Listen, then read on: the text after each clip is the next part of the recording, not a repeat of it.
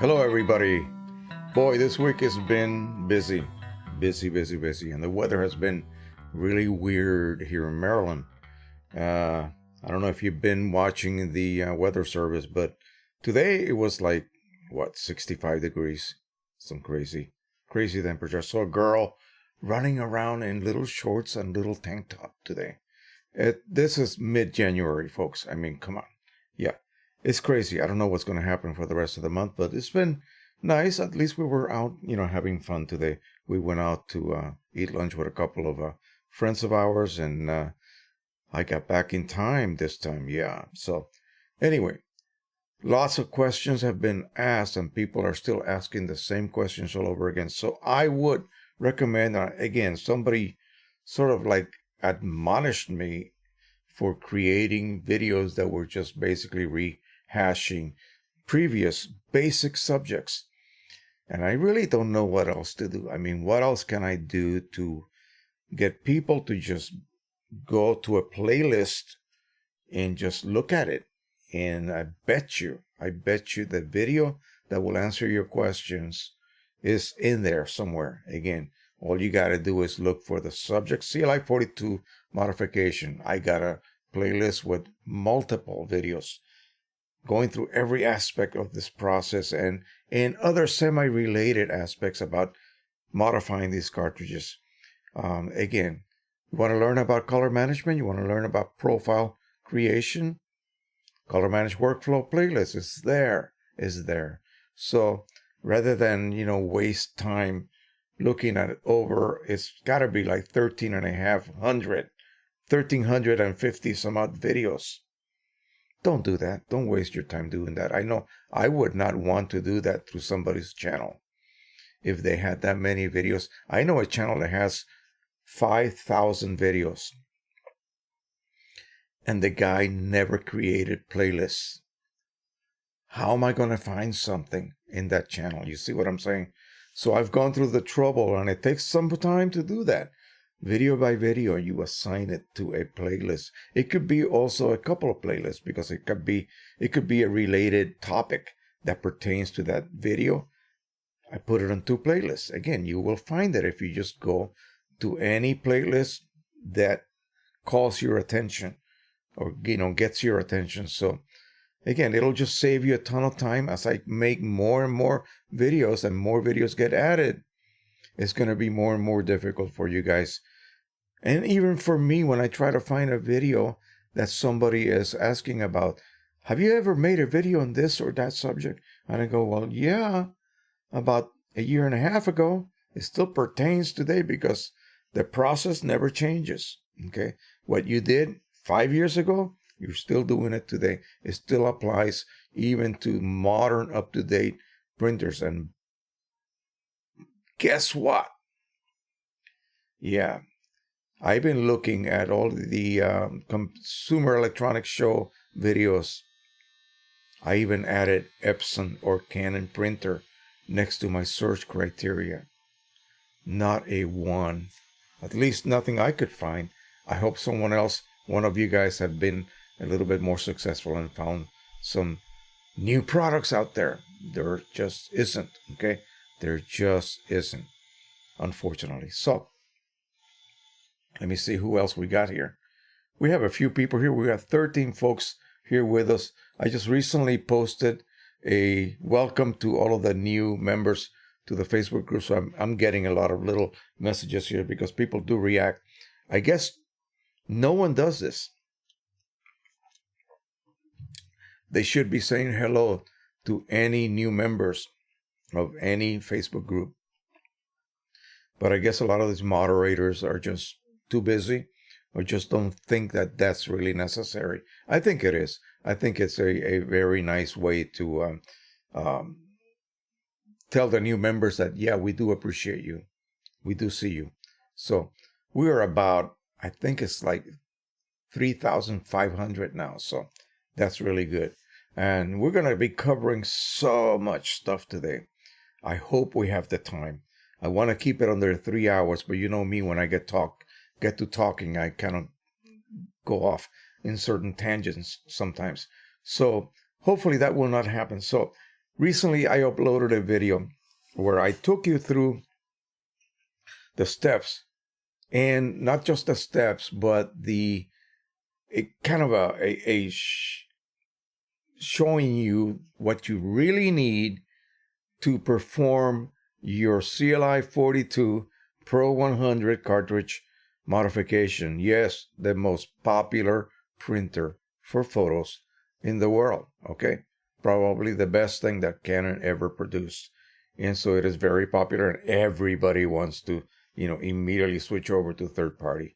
So I laid out right here the same supplies that I showed you on the video, but I'm going to just kind of hit you guys that are here with me this weekend and show you exactly what you need. But let's just wait a little while we get more people on board. We got 16 folks, 3 likes only. Come on. Hit that like button, please. And also tell us who you are, where you are from. We have 1, 2, 3, 4, 5 people who are sharing with us who they are, what do they go by name-wise, and where they are watching or listening from. So that's what we need, because this is a community. We have a good camaraderie with everybody here. So far, so good. No one has really been, a bad actor, if you will. And so we just love doing this. And again, it's all about sharing your own experiences. If you come on here, tell us who you are, where you're from, tell us what printer you're currently using, if you even have one. It doesn't matter if you have one or not yet. This is a place to come so that you can possibly make that decision. And we're going to be just as frank as can be, okay? We're going to hold nothing back. I'm going to tell you the ins and outs. I'm going to tell you why you should not do this or why you should do this. It all depends on your circumstances. So let's say howdy to everybody here. Henry Stoffel, Boston, 70 today in Boston. That's way up there in the Northeast. That is nuts. So we'll see what's going to happen this coming week. I mean, it's been wonderful. Again, I've been out flying a little bit. It was a bit windy the other day. The last few days, we had some rain, but it's been nice otherwise. My flowers are coming up. Oh my gosh. All my crocuses are coming up in the front, and it's January, not even mid-January yet. It's nuts. Let's see, my username 363. No, I'm sorry, dialects. I'm dyslexic. So 630. My username 630. Fred from San Mateo, California. Didn't know you were going to be live today. I'm live every Sunday. Okay, every Sunday at 4:00, like clockwork. Get it? And so yeah, that's when you can join us again and be armed with every question that you may have. Whatever you want to share with us, that would be, awesome. One of these days, I'm going to try another type of broadcast software that will allow you guys to also join us. I mean, by video and audio. So we'll create panels so that everybody can be, here, like we were all in the same room, so to speak. So you would need a type of web camera. I'm using a Logitech 1080p, just a cheapy little camera from eBay, and a microphone connected to the computer. I give you a link. You click on the link. You accept a couple of little things here and there, and then you are live. And I will then put you up, and that way we can actually talk. Okay, you don't have to do any typing any longer, and that would be the best way. And I'm going to experiment with that. So you might see a live stream notice coming up this coming week. Just jump in. If you happen to have a web camera and a microphone, you can jump in and join us. But I'm going to go ahead and be testing that next week. So, all right. So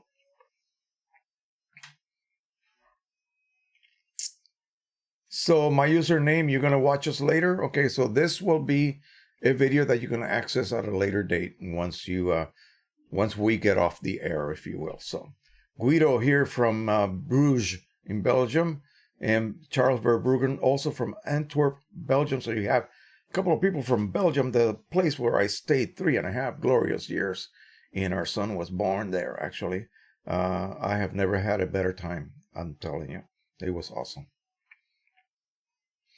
I was with Shape, if you guys know what Shape is, in Mézières, Belgium, the French side. So let's see what else. My username says, you caused me to purchase my 100. Thank you. As long as you're enjoying it, I'm glad you got it. And we're going to take you through all the steps you need. So please hang with us. Don't go away yet. We have 21 people right here. We got 8 likes. That makes no sense, guys. Come on. Let's go. Hit that like button. I don't know why you're not doing that. It takes about that amount of effort. Okay. Always like a channel that you want to support. All right. So we have Anders W. from Sweden. Badger Tail from Albuquerque, New Mexico.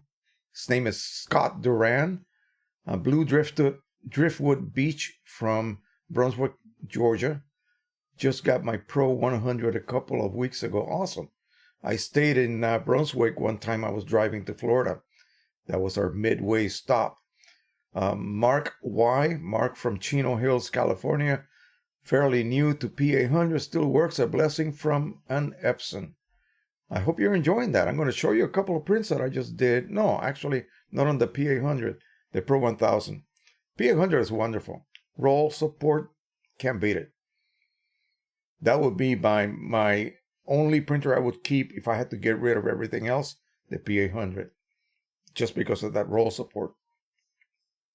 And also the ability to print ridiculously long panoramas. I mean, if you ever have a need for that, if you're one of those guys that shoots and then stitches like 12 images, yeah, you'll be able to print 100 and whatever. Maybe they claim 500 something inches in length, which is beyond, my ability to comprehend. So anyway, Homer Yates from Northern California is here. Cliff Fit from Denmark, of course, Epson P600. Badger Tail says Canon Pro 10. My username 3630. I keep saying 360. Great news, he says. Okay, so I think that's in response to something here. Robert Lecomte. Good evening, Bob. So where are you from, Robert? Mark Y. Roll is why I have the P800. Yeah, same here. Tade. Oh boy. Okay. TADEUSZ and then 12 from Montreal, Quebec, Belgium, the home of the chips with mayonnaise. Yummy. Yes, we were just talking about that today. Yes. I like to go to these restaurants around here. We have a lot of Peruvian restaurants where they make that delicious chicken over a wood fire. I mean, it's amazing. And then they fry little chips, if you will, of yuca, a root, and it's really, really delicious. And I was just telling my son about, because he doesn't remember Belgium, the pommes frites that you buy in the corner, and you dip them in mayonnaise. Ketchup, what's that? Nobody knows what ketchup is, at least back in the early 80s when we were there. And gosh, I miss that, I'm telling you. All right, so he has a Canon Pro 10 with PC inks. That's Precision Colors inks, and he's getting great results. I just printed a batch of prints for that same friend we were out to lunch with today. He's their family historian. He's always giving me images to print for him. And I just do it for nothing. I tell him, just buy me lunch.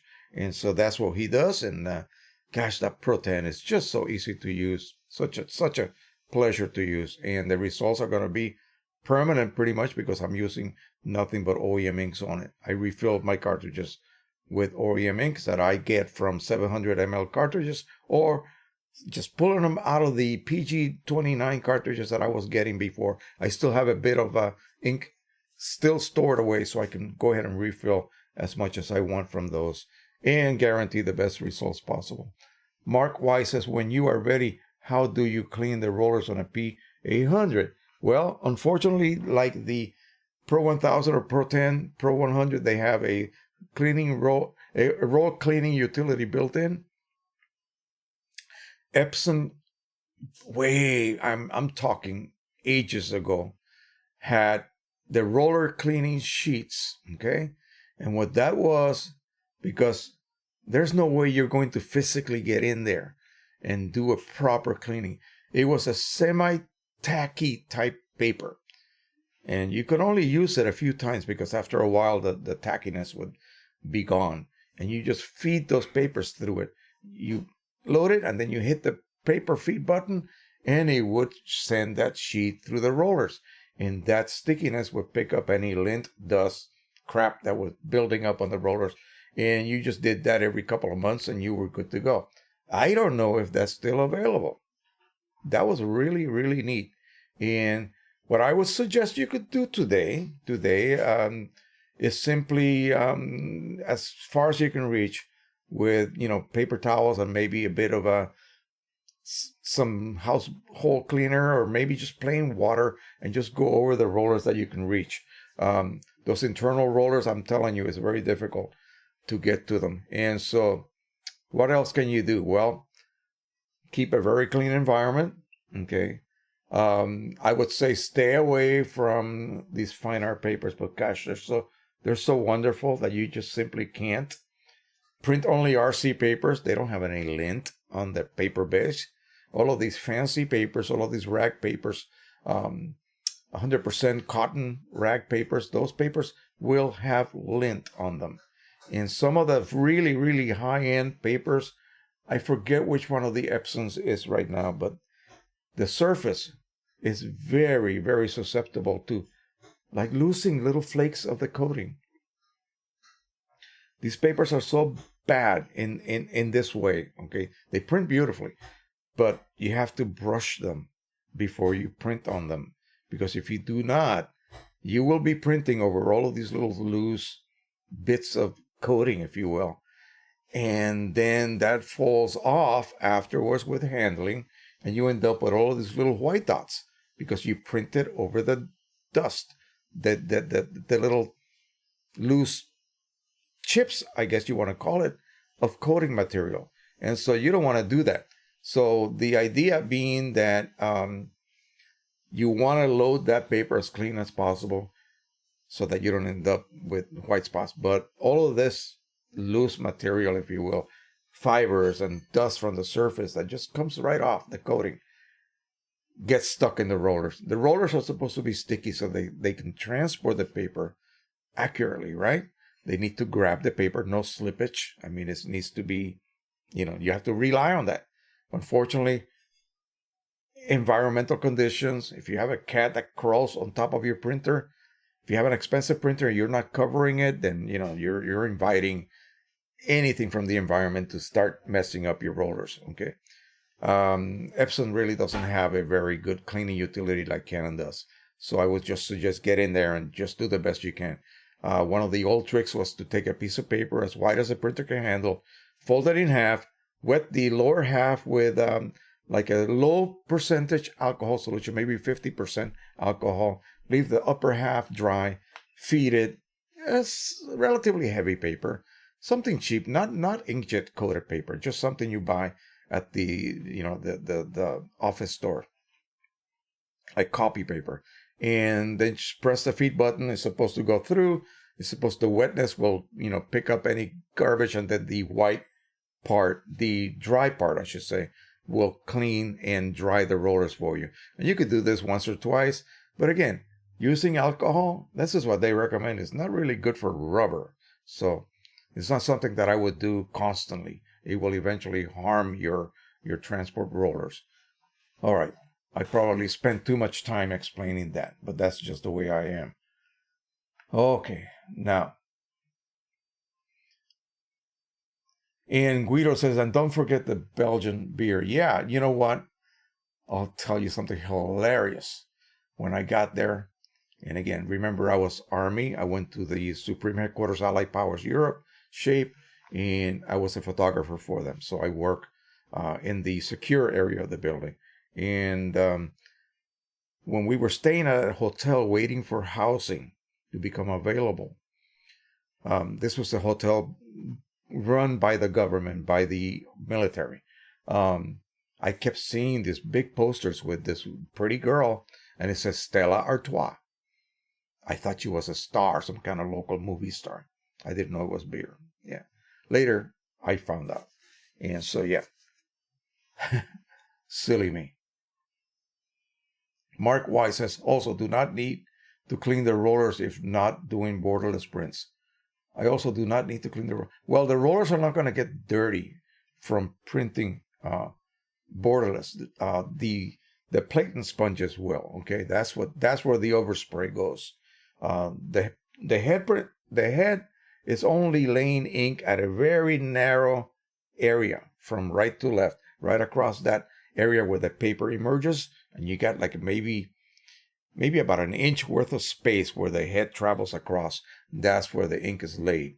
And so when it goes to the edge of the paper, it still is laying ink because it has to print beyond the edges. So that's where the overspray comes from.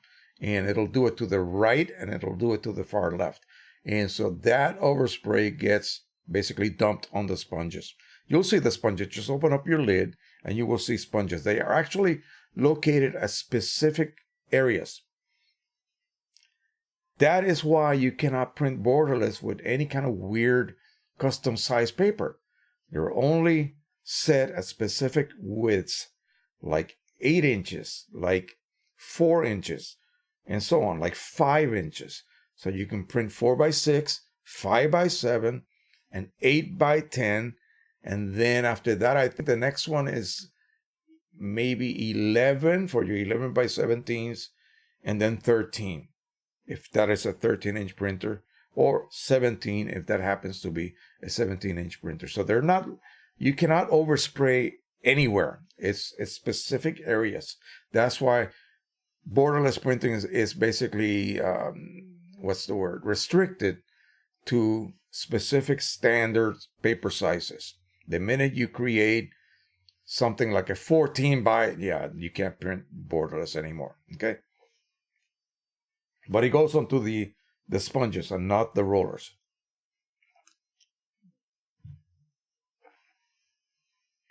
Super high-end printers will have some kind of vacuum system that takes care of that overspray. It actually sucks it and sends it to a maintenance type cartridge. So your interior remains nice and clean. Okay. But again, we're talking about the big ones, the big high-end units, thousands, lots of money. All right. Tade USZ12. That's what I will call you. Oh yeah, Belgian chocolate, instant waistline expander. Sure. My wife and I went to the factory, one of the Belgian chocolate factories there on a tour. That was fun, I tell you. And we went to a tasting room where we got to enjoy a lot of that gorgeous and delicious chocolate. Will Carson says, hello from Southern California, who said, do you think the new or future inks from Precision Colors will approach in longevity to OEM inks? Canon Ink Pro 10. No. The reason being is that, the raw materials from which these inks are made by these third-party ink laboratories are not the ones that the contracted laboratories for Canon and Epson have access to. Believe me, if they did, you wouldn't be saving money because they would be expensive. The raw products are expensive. People say, oh no, they're making this ink for, pennies an ml. No, they're not. There is a big difference in the raw products, especially the dyes for Pro 100. Pigment inks, not so much. Actually, the current PC ink set for the Pro 10 will probably have pretty good longevity because, again, you're dealing with pigment inks. Pigment inks are particles that are colored chemically. I mean, that's the chemical, makeup of those pigments. So they will be magenta color or reddish color. They will be orange. For those printers that use orange, they will be yellow and so on. So they will last a lot longer than, dye inks, third-party dye inks, of course. But again, never as long as OEM because of the difference in the raw products. This is what it was explained to me, okay? And it wasn't by a salesperson or somebody trying to pull the wool over my eyes. That's what they told me. And I said, okay, that makes sense. They just don't have access to those materials. Even Inkjet Mall, that has a lab in China exclusively making inks for them, they do not have access to those products either. They have just been able to develop the same techniques that Epson uses, because they only sell Epson inks, or inks for Epson printers, not Canon. So they're able to microencapsulate those tiny little microscopic pigment particles, just like Epson does. So rather than suffer from gloss differential, like a lot of these third-party pigment inks do, horrendous gloss differential, okay? You need to spray them with something that'll even out the gloss differential, so they'll look even. Cone inks are as good as Epson when it comes to gloss, okay? They actually perform even better, sometimes even a little bit glossier than Epson. But as far as longevity, Ardenberg already did a test, and they fall short. They fall short as well. So, hey, you got to protect your prints. You have to do something to enhance that longevity, regardless of what you are using, okay? And, you know, whether it's spraying, whether it is laminating, like some people actually do that, or just simply put them under glass. Again, I have lots of framed prints that are still fine. I got one at the house, at Nathan's house, that's been out by a window facing north. It used to be in the sunroom, and we didn't call it the sunroom for nothing. And it still looks good. And I did it with early versions of pigment inks. And I think it was from another ink company, not Precision Colors, which is what I normally use now. So again, it's not going to come close. Okay. The only time that third-party products come close if the original was not that great to begin with. Okay, and the third-party companies can have access to the materials that they are using to produce their products. Then you pretty much get an equal. What you may end up with is lower cost of production, and that's handed down to the customer as being a lower cost of use. So you'll be able to say, print something specific size for a lot less money than you would when you're buying something with an inflated price, but it's still the same, quality. Okay, let's see what else we got here.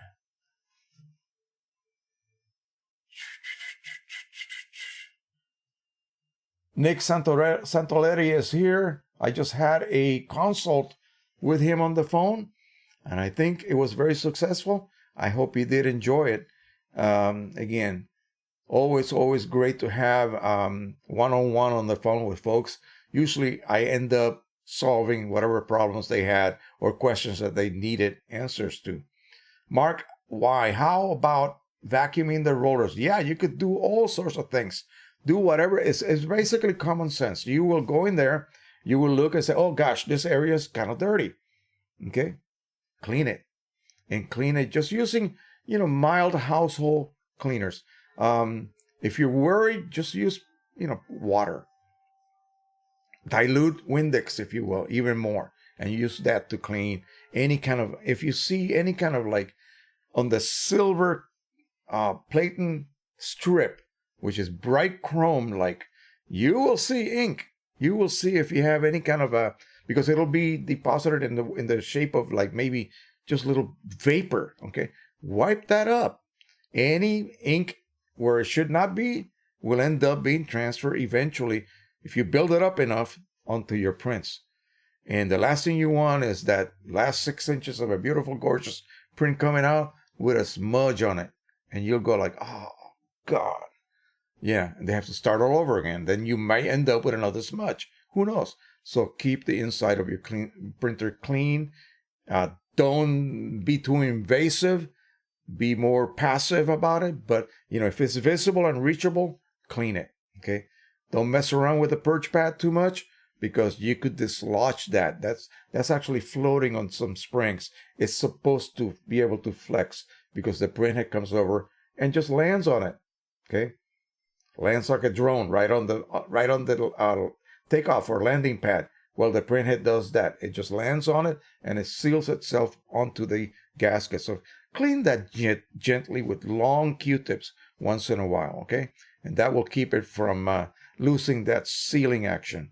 You lose the seal and then you cannot develop vacuum any longer. Your cleaning cycles that you may need to perform will be useless. You're leaking vacuum, air. And so ink is not being sucked out to clean a possible clog you may have developed. So keep those areas clean. That's all.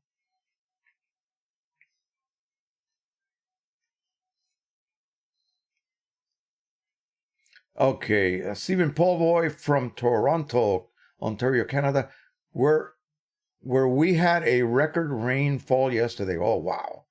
As long as it wasn't snow. I hate those. God. I remember here, we did have a 3-foot blizzard one time that just paralyzed everything. The government closed down for a week. And so again, we just stayed home and enjoyed it. But, at least we had a lot of food and milk and bread and eggs and all of that. And the power did not go out.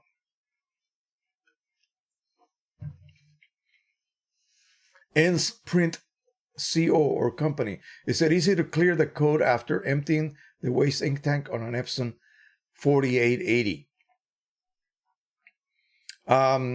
Actually, you're dealing with a cartridge, not the printer, like you would on a regular desktop model that does not have a waste ink cartridge. I think going way back to that model, 4880 is kind of old at this point. Yeah, you can reset those chips. And the top of the, let me see, the top of the cartridge is like a grid that you remove. You expand the size, pop the grid out, remove all that saturated, absorbent material, and replace it with anything. It could be whatever absorbs water-based liquid, okay, will work. You reset it, and I think, if I am not mistaken, even way back, you would need 2 cartridges, because the memory of the waste cartridge chip system is not like the ink cartridges. It only has room for 1 ID code. And the ID code, it's only read-only, if you will. So if you have 2 cartridges, you will have 2 different ID codes. So you need to reset the levels with your resetter, but then you need to pop another cartridge in that it hasn't seen yet. You see, it will then say, hey, oh, welcome, a new ID code. You must be a different cartridge. Let me erase the previous ID code. Okay? Then you take that one out and you pop the one that you reset previously after you repacked it. And it will say, hey, I've never seen you before either. I will accept that ID code, even though it was the one that was previously on there, because it will only remembers 1. Okay? 1 code. That's it. So you can continue to do this basically as long as the printer will last. So as to what resetter to use, I have no idea. Really. I really don't, because that's quite a while ago.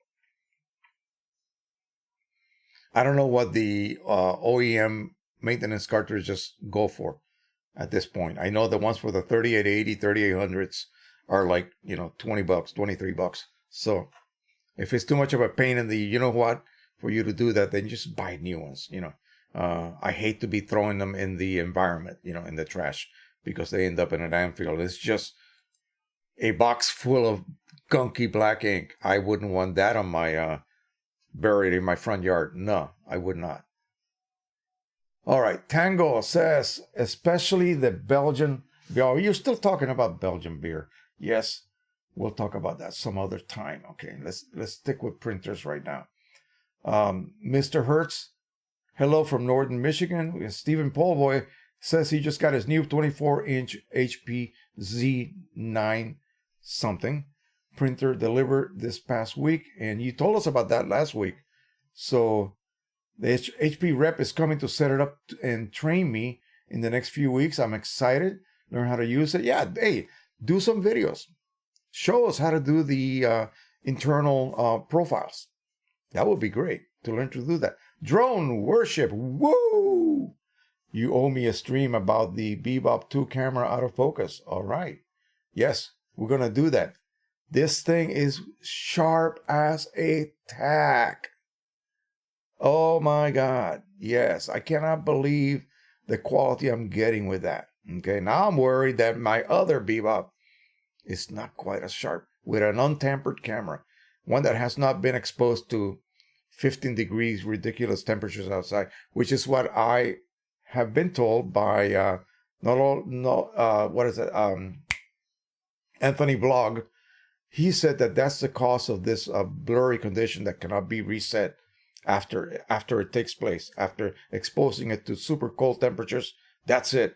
You got to remove the lens out of the barrel and play around and what I did was I removed it, and we'll talk about that when we do your live stream. I want to jump in and do that with you. We'll talk exactly what I did. I will show you. I'll take the nose cone out of my Bebop and show you what it looks like. It's not pretty, but it works beautifully. All right. Thank you for the super chat, by the way, my friend. You really did not have to do that. You know that, okay? But I appreciate that. And I've been watching you. Today you were live, I believe, and I missed it because we were out. You were, you were on, and I was not available to come and see you, man. So there'll be other times, I guarantee you. And I'm glad you're back home, okay, and in one piece and doing really well. I see the difference, man. I see a huge difference in you. Awesome. Mark Wise says, what kind of rag would you use to clean the rollers? Lintless, obviously, yes. Even paper towels. And there are so many brands of paper towels. My daughter uses some that are just really thick and cottony looking, but they don't shed any lint at all. So that's what I would use. And dilute some Windex, okay, window cleaner. Just dilute it and spray it on your paper towel and just wipe the interior, and then finish with water. That's all you need. Charles Verbruggen says, thanks, Tango. The same to you. M. Hertz says, gotta go. We'll watch you later, okay? Nice to have you. Guido says, Tango, blah, blah, blah. Okay, everybody's talking to each other. That's good. He says, Tango says, haha, the 4880 printer, problem solved by printer Alzheimer. Such a funny explanation. Great, Jose. Okie dokie. I like that one, though. Ends Print Company says, thanks so much. Harold Goldberg, okay. Hello from warm and sunny Richmond. Mark Y says, thanks. And Tate USZ12 says, just say Tad. Okay, I will say Tad. Question, why do my prints sometimes have a quarter size, have a quarter size in one corner of the page on 13 by 19 A3 Plus paper using my Pro 10 under Mac OS. Okay, you got me there. As soon as you said Mac OS. Let me show you guys. And I am sure that this is not the way that the Mac driver for the printer is. So we're talking about what now? Pro 10. Let me look up the Pro 10. And again, I think we're gonna be here a long time because I haven't even gotten to my planned topics yet. So let's go ahead and find us the Pro 10. And I'm gonna go ahead and right click, and I'm gonna show you the same thing but on Epson. So we're gonna open that Pro 10 is our you see right here in preferences. So this is what we get when we look at the driver in Windows, okay? And of course, it's going to be different. So we have 1, 2, 3, 4, 5 tabs. And so let's just say we're going to pick the size that you just stated right here. A3 Plus, 13 by 19. Okay, so page setup. You want to make sure that this is set to same as paper size. So you have the page size. Page size, although it is somewhat related to the paper size, It's not. It's basically the layout, the space onto which you will lay an image onto. Okay? The printed or printer paper size has to be the same as paper. You see that? Same as page size, I mean. Okay? So if this is something else, then that's why you're getting, and this is extremely common, guys. This is exactly what happens when these two do not match, okay? And on Epson, it does the same thing. So make sure that when you look at this page setup, and again, I don't know whether that's going to exist on the, the Mac driver, because for whatever the reason, no one has decided what a driver should look like. The user interface should be identical, whether it's Windows and whether it's Mac. The people who write the drivers are who? Who are these folks? People from Canon, people from Epson, people from HP.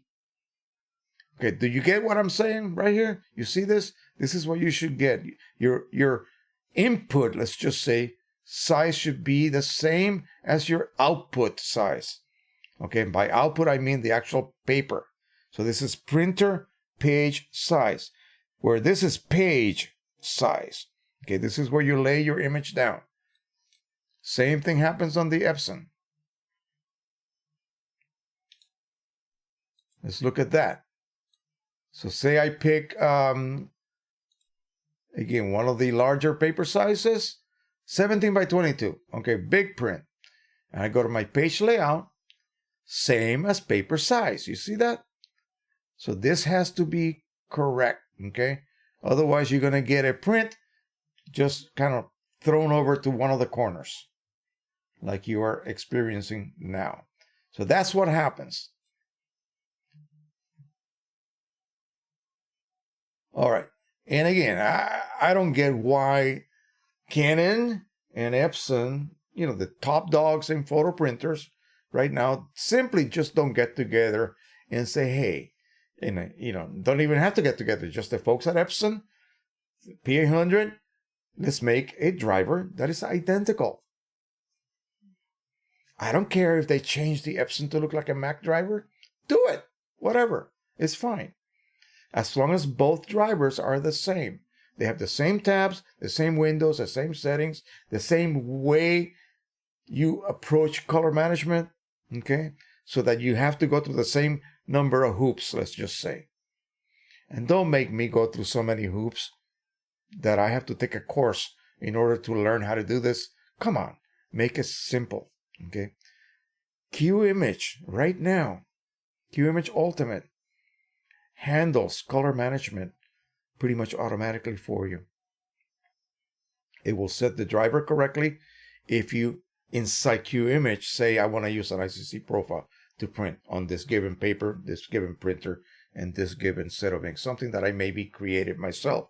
Or if I'm using OEM everything, I just choose the OEM paper profile.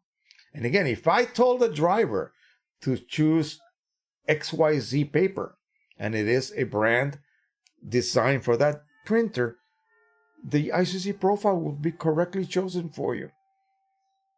And then the driver will be automatically set to no color management or no color matching in Canon printers. And if you go to the driver and say, hey, wait a minute, I want to let the driver control color for whatever reason, and you change that inside QImage, you tell it to let the driver control color. Boom, you get a little announcement that says that the driver settings have been changed for you. In other words, they set it to ICM matching instead of none. None would be you're printing with an ICC profile manually through QImage or Photoshop or whatever you use. Yeah, it's wonderful and pretty much dummy proof, okay? That just happened the other day to me. I was printing something and I wanted to make a demonstration that I'm going to share with you in a minute. If I just stop talking, I will share this with you. And then we're going to go ahead and do the CLI 42 things that you need, okay? We'll go ahead and do that. Let me quickly finish this up.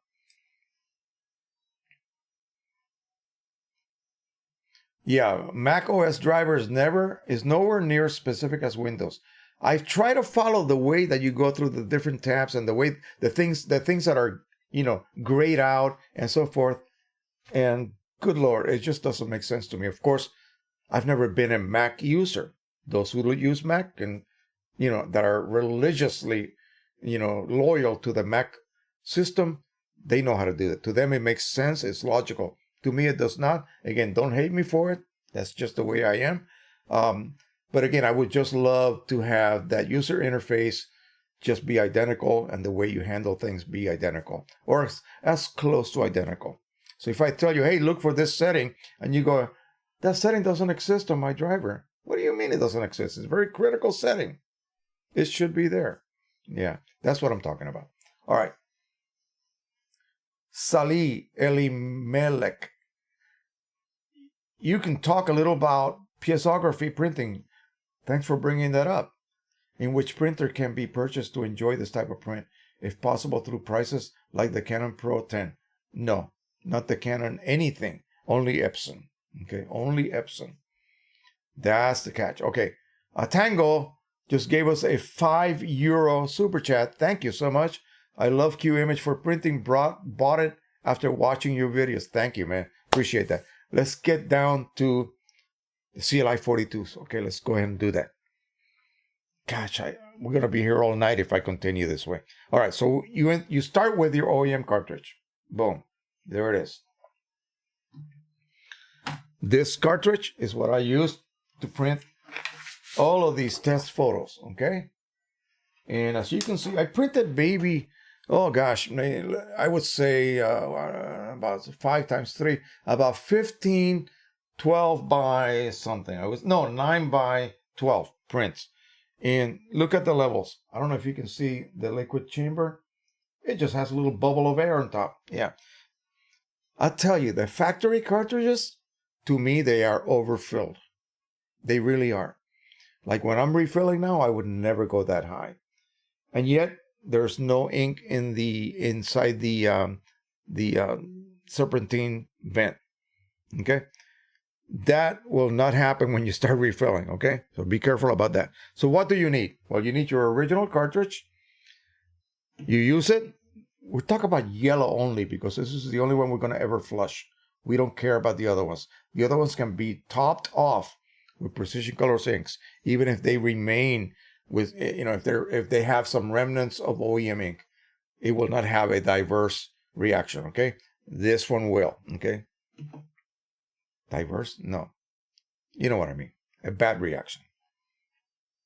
When you use it till it's empty, this is what it'll look like. Okay? You can clearly see the upper and lower parts of that sponge. That rectangle of fibrous material. Okay? So that's what it'll look like. I can see air in it right now. This cartridge has been laying around for ages. It's probably very dry. I'm going to probably end up flushing it, of course. But now what you need to do is remove that factory fill ball, which is located right here. What do you use to remove that ball? I use a scalpel, but a number 11, this is number 11 scalpel. I use a scalpel or I use an X-Acto knife. You're going to go around. You can clearly see the indentation of that circular little space. You're going to go around and cut the label. You're going to remove that label. When you buy the kit, you will be given a little eye screw. And an eye screw is what you do to hang a big picture frame on the wall. 2 eye screws and braided wire. That's what they're used for.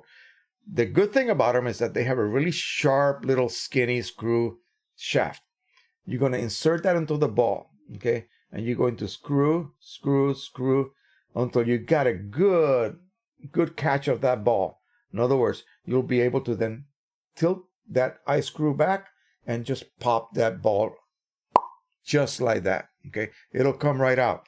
Now you have a problem. You have a very nicely molded factory cylindrical hole that has a round or spherical base on it with a very tiny hole. You cannot stick a plug in there. You cannot stick any of these plugs in there. You see these plugs? You cannot stick those plugs in there because that seat prevents you from entering. We'll talk about something else that someone brought up well, but you can get this. We'll hit on that in a minute. So what you need to do is get a 5/32 of an inch, and I don't know what that would be in millimeters. Don't even ask. I have no clue. 5/32 of an inch drill bit. And on a mandrel or whatever you have, put this on a vise if you have a vise, and proceed to drill out that seat, okay? Don't worry about any chips falling in. The helix will pull them out rather than push them in, okay, as you're drilling. And again, it's just very gentle. You just got to take off a tiny amount of plastic anyway. And then you remove that. Okay, you are done. You have now modified your cartridge. So now comes what? Now comes flushing. You're going to need, you can actually reset it now if you wish. So this is your CLI 42 resetter from Red Setter. They're the only ones that make a working and reliable resetting system for the CLI 42 chips. You're going to plug that into your USB source. Right here is a plug. Plug it into power. Without this bottom part, of course, you're going to slide it in. Make sure that your chip comes into contact with the bottom here with the resetter's contacts. You will get a red flash. It will go out, and then a steady red light. When that happens, you wait about 5 seconds. That chip is now reset to full. The ID code number is still the same, but it will be reset to full. Okay? So that's all you have to do. Now you're ready to go ahead and flush this cartridge. Windex is what you need. Windex with ammonia D. Go to your supermarket. If you're in the USA, you know what I'm talking about. Get a half gallon of it if you wish, because you're going to be doing this quite often. And it's a great cleaning product for anything that has ink on it. Fill it up with Windex. You need a basically one of these, what do you call it? The plain tip syringes. And so here we have a cartridge. Let's just make believe it's not yet flushed. Okay? Make believe it's full of ink. Okay? You need to clean this now. So you're going to remove that plug that you just created an opening for. Insert it in there. It's a perfect seal. This makes a perfect seal. And pump that Windex. Pump as much as you can. Okay? 10, 20 times. You will end up, instead of having this really difficult to remove yellow, it's extremely difficult to remove with just plain water. Never add water at first. Only Windex in the beginning of the flushing process. Windex only, not water. Remember that. If you add water, you screwed up, okay? Windex only. And flush until you just have the color of Windex in that sponge. Not green, because the blue of the Windex plus yellow will make green. So you want to have only the color of the Windex in that sponge. Put the plug back in. Put a bottom cap if you have. Buy these from Precision Colors or from Rick Johnson on eBay. I got a link on my descriptions. We'll talk about that in a bit. Pop this in like so. Snap it in place. You heard that click? This is securely attached now. Let it sit for an hour. Go watch a movie. Come back and begin that same process again, but this time with just water. Only water. And not hot water, not super cold water, just lukewarm water. As much as it'll take to remove all of the blue. And you will end up with a pristine white sponge. Now comes the drying process. This is why you can't do this while your printer is waiting for a cartridge. You better have a cartridge available to fill that empty void, okay? That slot that you created, that's empty now because you removed that cartridge. Put another cartridge in there. You better have 2 sets of cartridges, okay? This is imperative. But I will give you what you need to do to avoid all of this without any kind of problem, okay? But let's go through the process, because this is the only one you're going to flush, the yellow cartridge. The other ones you can just immediately refill with PC inks and pop them back into the printer. Flush. Now it's nice and white and clean. Now you got to remove all the water. Well, I came up with a gizmo. Buy these clips. Okay, if you're good with your hands and using tools, if you have a Dremel tool, find a buddy that has a Dremel tool. Find a little drill that has the same diameter as one of these needles. Okay, whatever the gauge happens to be. It could be 20, it could be 18, whatever. and drill a hole all the way through that. I'll show you what that looks like. See, this is silicone. See with a little opening in the middle? So drill a hole through that so it comes out the other end. With a cutting wheel, cut most of the needle off so you only have about 1/8 of an inch worth of needle. Insert it in place and just glue the living daylights out with gel, cyanoacrylate glue, or crazy glue. I know Gorilla makes it and many other brands of so-called crazy glue, cyanoacrylate, CA. And then let it dry. This is now stuck forever. Here's the thing. How are we going to get that water out of there, that flushing water? It'll take weeks to dry by itself passively. Okay, weeks. You don't have that kind of time. So once you make a little tool like this, and I wish I had mass production techniques to be able to produce these for you guys, but I do not. I'm just telling you exactly what I did. Suck the water out. Squirt. And do it forcibly, like that. Suck that water out as much as you can. Get it as light as you can possibly get it as far as weight goes. Once you get it so that there's really not much water, in other words, you cannot suck out a drop of water, then you can air dry it. And what I do is I have a toaster oven that is just beyond help, and I have it set at 100 degrees. And I just proceed. I put a bunch of cartridges in there on a tray with some paper towels, and I run it through cycles of 30 minutes each, and then I weigh each cart. Again, 100 degrees. It's just a hot summer day, except dry. And after a while, you will begin to reduce the weight, get it down to 13.6 grams, and now you are ready. You take your good clip, attach it, boom. Remember, you already reset it. Now comes refilling. You remove your plug, boom, remove your plug. And you have two choices. A syringe from a bottle, and you have to do this, and run the ink in. Or the best way is to take that ink you buy. You can probably get it directly into a bottle like this. This has got a very stiff wall. These are very squeezy, okay? And so you're just going to do this. Okay? Very clean. Nothing to clean afterwards. Whereas syringes, yeah, you got to go to the sink and wash everything, okay, before you use them. Use them again. You don't have to do that with a bottle, squeezy bottle. That's what I do. Nothing else. I have not used a syringe in God knows when. So you fill it to the very near top, not as much as this OEM. They do that with a machine, okay, so it's safe. You're doing this manually. And again, keep in mind, okay, this is important. Keep in mind, you're not supposed to do any of this. Okay, we figured out a way to do that safely and allow you to still have great results printing, okay? So in effect, it's just a total hack, okay? So fill it to the very near top, and then you will immediately see, because at the bottom, let me show you. At the bottom here, at the very bottom of that liquid chamber, there's a little entry port. And that port immediately connects with the sponge, the lower part of the sponge. You need to have the clip in place, otherwise ink will immediately start coming out because you have this open. Let it migrate into the sponge. You will see maybe a couple of little pockets of air, maybe. Don't worry about it, it's fine.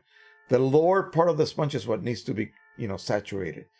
This level will drop drastically. Keep topping it off slowly. Do not ever overflow, okay? Keep topping it off, let it rest. And at some point, it just won't fill anymore. It will not migrate anymore. Top it off to 1/8 of an inch from the top.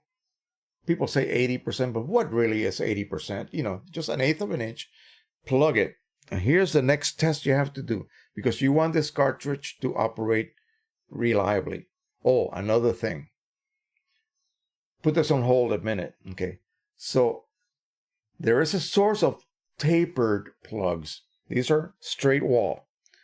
These tapered plugs are supposed to be able to fit without having to drill out this seat? Well, no, don't use those, okay? I hate it. I hate to say it, but he's a good friend, but don't use those.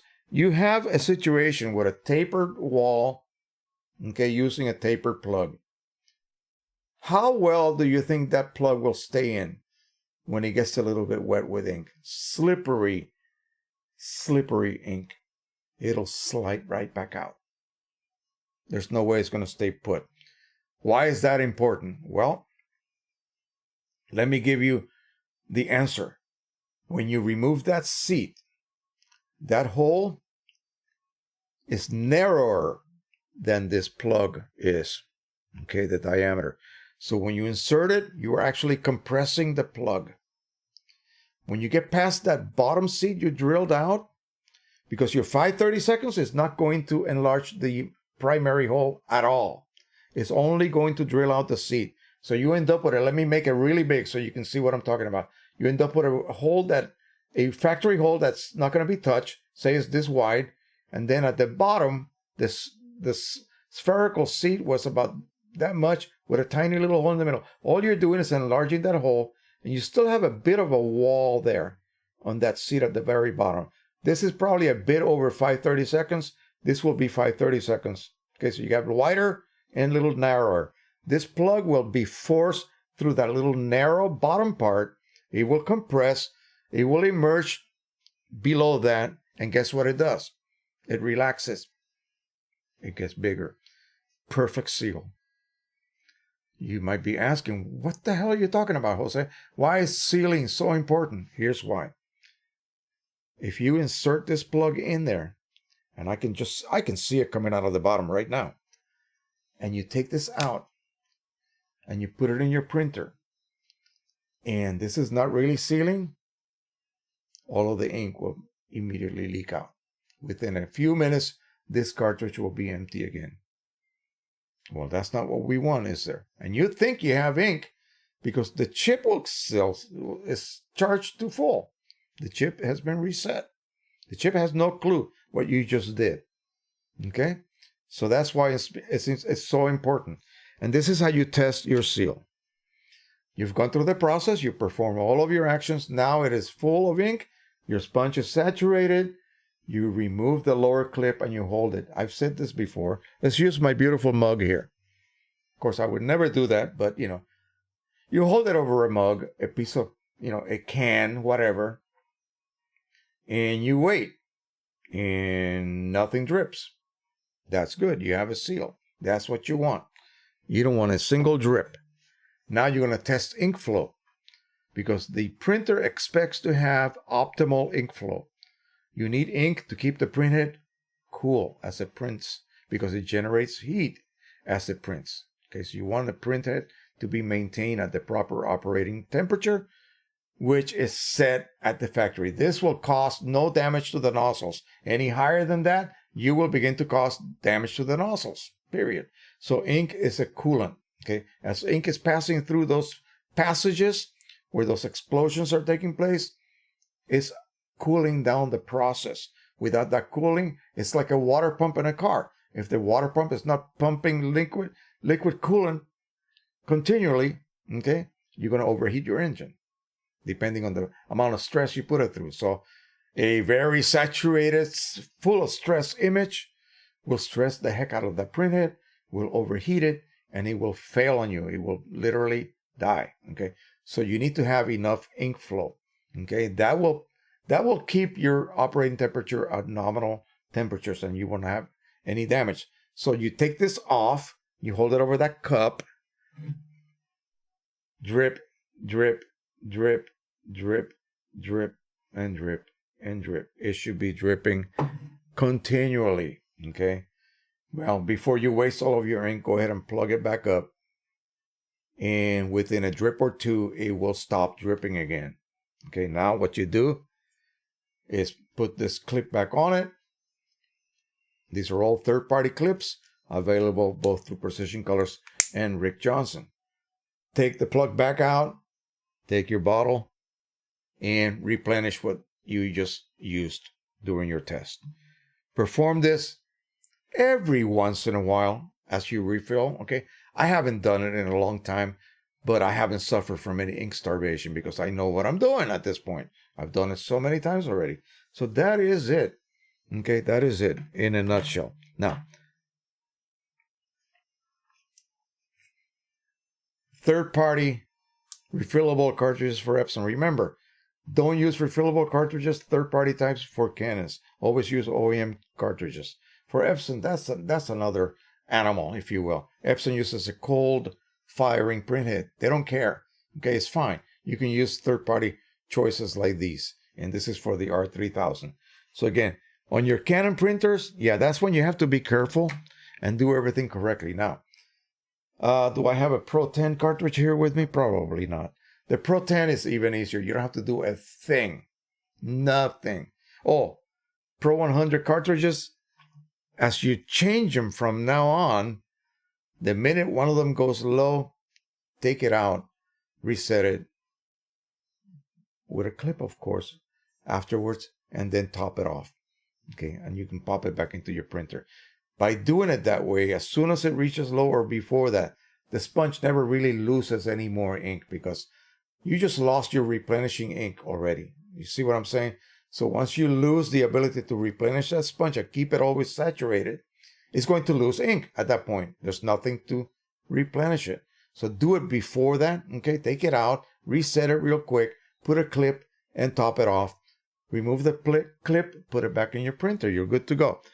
Pro 10 is different. The Pro 10 has an ink bag inside. An ink bag that's like a little accordion. And that ink bag is actually regulated by a pressure spring. It's really amazing, the engineering that went on there. So those can be allowed to go empty. Okay, there's no sponge. The reason you want to do this is because of that sponge. You don't want the sponge to be full of air. This is full of air. If I refill this, the ink will never enter the sponge.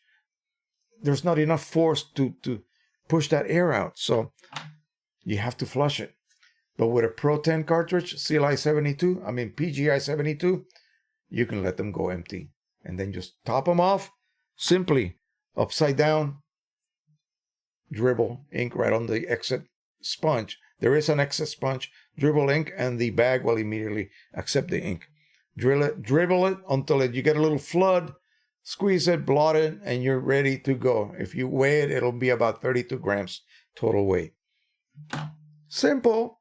Reset and refill. No modifications required. Somebody told me, do a video on that. Why should I? It's just really nothing to it. I've done videos on it already. It's so simple. It's the best printer for refilling, folks. Okay, the Pro 10, the easiest printer for refilling. If you want ease of refilling, don't get a Pro 100. Get a Pro 10. Pay more money up front. But you got pigment inks, which will last longer anyway. So, now, how to avoid all of this? Rick Johnson on eBay. Okay, I have a link on my descriptions. And I get nothing from that. Not a penny. I've told him I don't want any kind of recompensation from anything. I will give you as much publicity as I can possibly give you, but I don't want anything in return. So, get his cartridge set already pre-modified with the best plugs. Again, you have two choices. And I'm going to take you to his site in a minute. You have the little white plugs and then the color-coded plugs with a little tab that helps you in removal of that plug when you need to refill. The other ones kind of require that you have good nails, let's just say. So let's jump over to the site now. For $60, you simply get the best deal in town because really, at this point, you don't have to do any of this.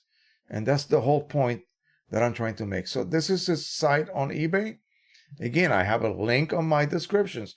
People are always asking me, hey, people, look at my descriptions. It's all there. I put a lot of links in there for you guys to be able to take advantage of some of these things.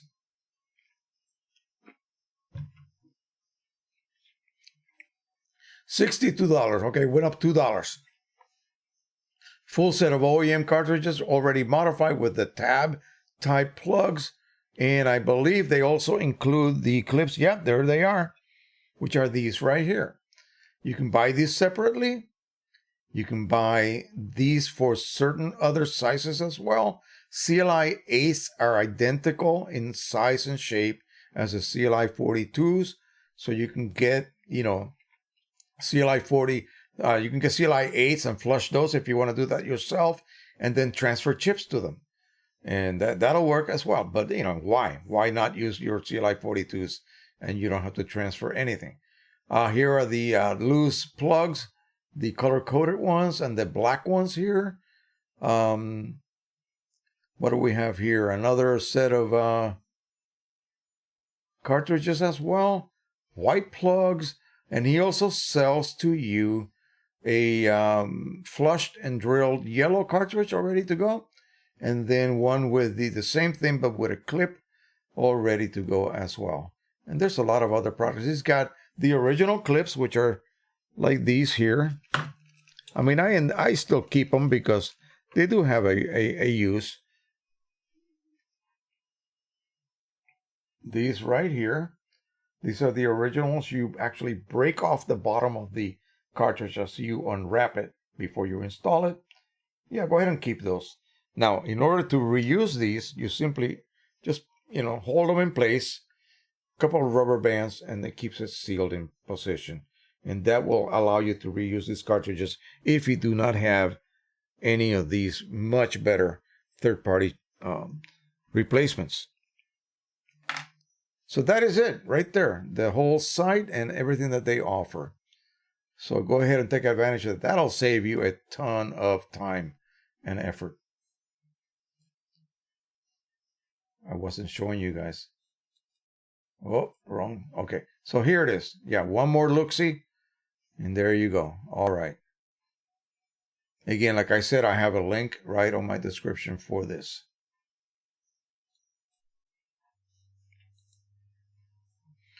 So we'll go ahead and delete that one. Somebody asked a really interesting question, and something that I actually was wondering about myself. What is a term ICM? Canon uses ICM. Their profiles are labeled. They are actually tagged as .ICM. What the heck is that? We use ICC, right? Let's look at this. I keep doing that. Let's look at this. So let me see if I can enlarge this so you can see it better. What is the difference between ICC and ICM? ICC equals International Color Consortium, which is the body that created the standard for device profiling and also the name of the standard itself.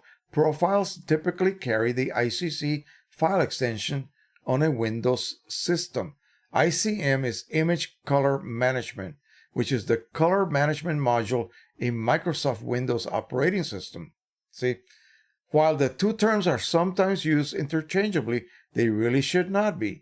Some profiling software will make profiles with ICM file extensions. Should this be the case and the profile not be recognized by an application, simply changing the file extension to ICC can solve the problem. So I believe what they're saying is that other than just being the file extension, the information within that profile you created is still identical. Okay, there's no change. It's not going to render that profile unusable simply by going from ICM and then changing it to ICC. It's going to tell you, are you sure you want to do this? Yeah. So I just noticed that Canon tends to use ICM as the file extension on their profile. But again, it was an interesting question that I did not know the answer to, so I Googled immediately. Google is your friend. The person who asked should have just Googled it. I don't understand why people just don't immediately just spend a little time searching. Searching. Playlists especially. Those are important. Check the descriptions of the videos. There's links. Take you to different places that you may already be asking about, but you just didn't take the time to search. Oh, yeah. So Windows system apparently, is a little bit, I don't know about Mac. I don't know how Mac handles that, but I know Windows will accept both. And when you create something with a color monkey, I don't know. I got to go back and look now what profile extension they use. Anyway, so that is it about that subject. Let me see. What else? Oh, let's talk about I just did a video. I think it's up already. People wonder, and the question arose because somebody was really freaking out. Well, first of all, oh gosh, we have a super chat that I ignored. I apologize for that. Jason Machen or Mackin, $5 super chat. Really, thank you so much, my friend. Appreciate that tremendously. Let's see, anything else?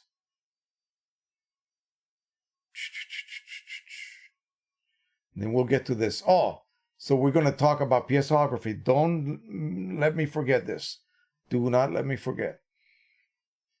Let's see. Charles Verbruggen wants to know if I had experience printing canvas. What are the things that you should pay attention to? Well, canvas is just a little bit more difficult to load. Other than that, you treat it exactly the same. You're going to use a ICC profile made for that canvas. Okay, if it's made for OEM, you better use OEM. Making profiles on canvas is a little bit difficult. I don't know how they do it. I have problems with my instruments reading over that texture that the canvas has. So, lucky for me, even on the Pro 100, using the PC's SE inks, since they basically act just like OEM as far as color rendition, I can use their own ICC profiles for whatever canvas I want to print on. Now, canvases with a sheen, some kind of gloss. Who makes that? Breathing Color has it. I think Hanamiel has one as well that has a gloss. Pro 100 will eat that up. It's wonderful. The only problem is 13 by 19 is the max you can make, or maybe 13 by 25 if you create a custom size. And yeah, but it'll just work beautifully with those dye inks. Matte canvas, not so good. You need pigment inks with matte black. Art is here. He says, better late than never, from West Tennessee.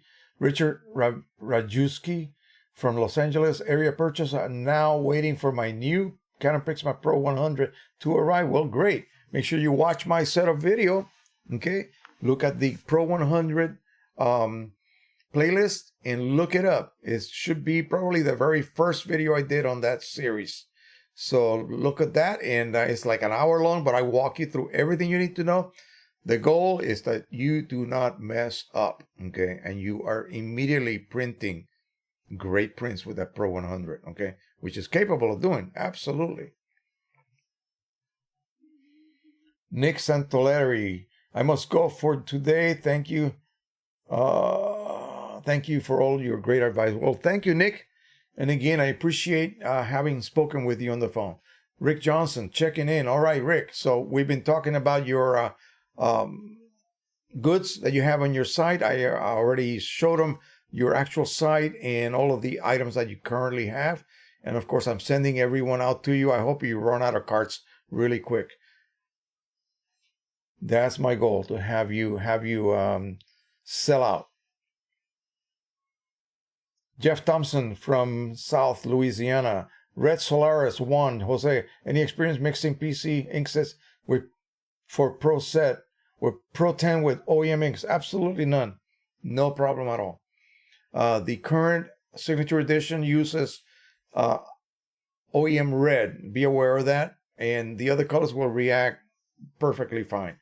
But again, you have no problem because you're going to run those cartridges empty, okay? Don't fill up a cartridge with half full OEM. Just use it till it's empty. Fill it up. It takes about 2 minutes to perform the operation. Really. Reset, dribble until it's full. Pop it back into the printer. You're done. That's it.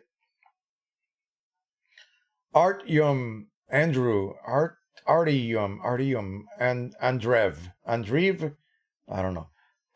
Jose, I live in Norway, and therefore PC inks are not an option. Okay, Octo Ink, as you mentioned, that's a good, and yeah, they claim that their yellow ink does not react. I know Martin, okay, I know Martin personally. They say that the ink does not react. I would not take a chance, okay? That's just my recommendation, if you will. Why would you take a chance? Okay, just flush it. Ted from New Jersey is here as well. Okay. But yeah, you're in Europe. octoink.co.uk is your source for the best inks for the Pro 100. Period. Again, and just take it with a grain of salt whether you believe that the yellow will not react with original OEM yellow. Okay, I would not take that chance. Just my 2 cents. Okay, let's go ahead and talk about what I did. So the question was, somebody was printing charts for profiles, and they were shocked when they saw on their computer, because when you use a piece of software that is designed for one of these units, such as this, okay, this is the original Color Monkey, this is the i1 Pro 2, I think there's an i1 Pro 3 out now, but I'm very satisfied with this one. So again, $1,500, nothing to sneeze at. So I will stick with this one at this point. So when you use the software to print these charts, you're going to see what the image looks like. Okay, you can choose any number of patches to print, by the way. So you go ahead and print them, and you print them with no color management. Okay, no color management. But the original image of those patches will not look like what you get on print. Don't be shocked. You're printing with zero color management. It's as if I gave you a symphony to read and perform, but I didn't teach you how to play that instrument. It's going to sound terrible. So what happens is that the printer will not receive the instructions that it requires to only take, say, 8 colors actually in a 9-color printer, or 12 in a Canon Pro 1000. They will not receive the instructions that you need to from those 11 colors actually, because you have clear chroma optimizer, how to reproduce up to 60 million shades of color. So it just does the best it can. And so that's what you want. You want the printer to just basically print those colored patches, whether it's 1200 or 1600 or even higher color patches, the best way it can, simply with just the driver, with no help from anybody. So no color matching, no color management. Okay, of course it's not going to match what you see in the screen. That's the whole purpose of producing an ICC profile. Okay, you are creating a file, whether it's .icc or .icm, that contains a correction for every single one of those patches you printed, whether it was printed correctly, it sort of matches, and it will be read. It will be read by this accurately. You're not using your eyeballs. You're using an instrument, an unbiased instrument that's been pre-calibrated, no less. And so it's going to reach each patch, and it's going to say, okay, because the software has told me that it should have been this color reproduced on that paper, but you got something a little bit different. In fact, it's shifted in this direction. This is what you have to do to correct that one color patch so that it matches what you see in your monitor. That's one. It has to do it 1,600 times. So you go through the whole process of reading every one of those color patches. And then it will then create a complete set of instructions on how best to reproduce all 1,600 of those color patches correctly. So without the ICC profile, they will look wrong. They will look wrong. So this is what it looks like. On paper, this is a job I did for someone. 3 charts printed without any color management. And these color, or although the patches look cool to you, they look okay, that's not what they look like when you view them on the monitor. Okay, they are not 100% accurate. Okay, so by scanning each one of these one at a time, as the scanner passes over, it creates a correction. It says, oh, this is off by this amount. Oh, this is off by this amount. Oh, this one's perfect.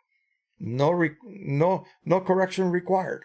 You know, oh, this one is the correct tone, but too dark or too light, or yeah. So many different parameters that it's going to read as either correct or incorrect.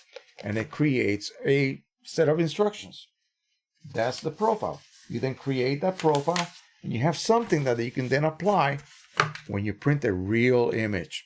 Okay, when you print that real image, the same thing will happen. That image contains hundreds and hundreds of different shades of color, different densities. And it will go ahead and create that set of instructions. And as the ICC profile looks at every bit of tonality that image had, it will tell the driver, okay, hey, here's a tone that you're going to have a little bit of trouble with. Okay, so do this. Adjust it in this manner. Okay, it's amazing. So I'm going to show you something relatively graphic here. I mean, it's going to show you right off the bat. I just use semi-gloss from Canon. This is, remember those sales that Canon had, buy one, get 9 free. I got a bunch of this stuff. So I printed one of my images that I have on my Facebook group for you guys to grab. And simply it's just a set of color patches. It reminds me of the X-Ray color patch, color passport. So it has colors.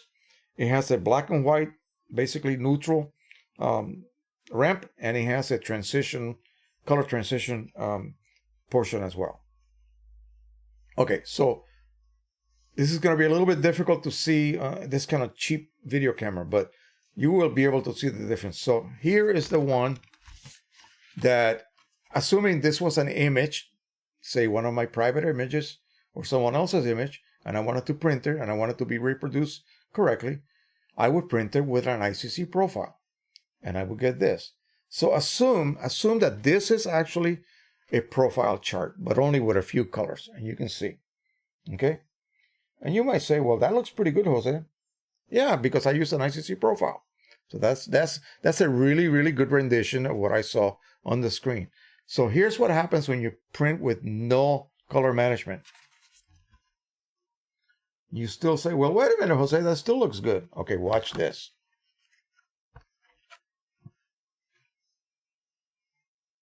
What do you see now? You see this green? This is what it should be like. But you see that? That's what it actually printed.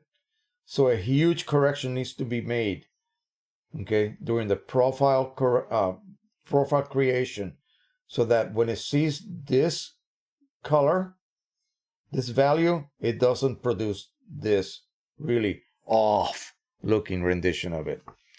And some of the colors will be slightly more visible as far as the differences go.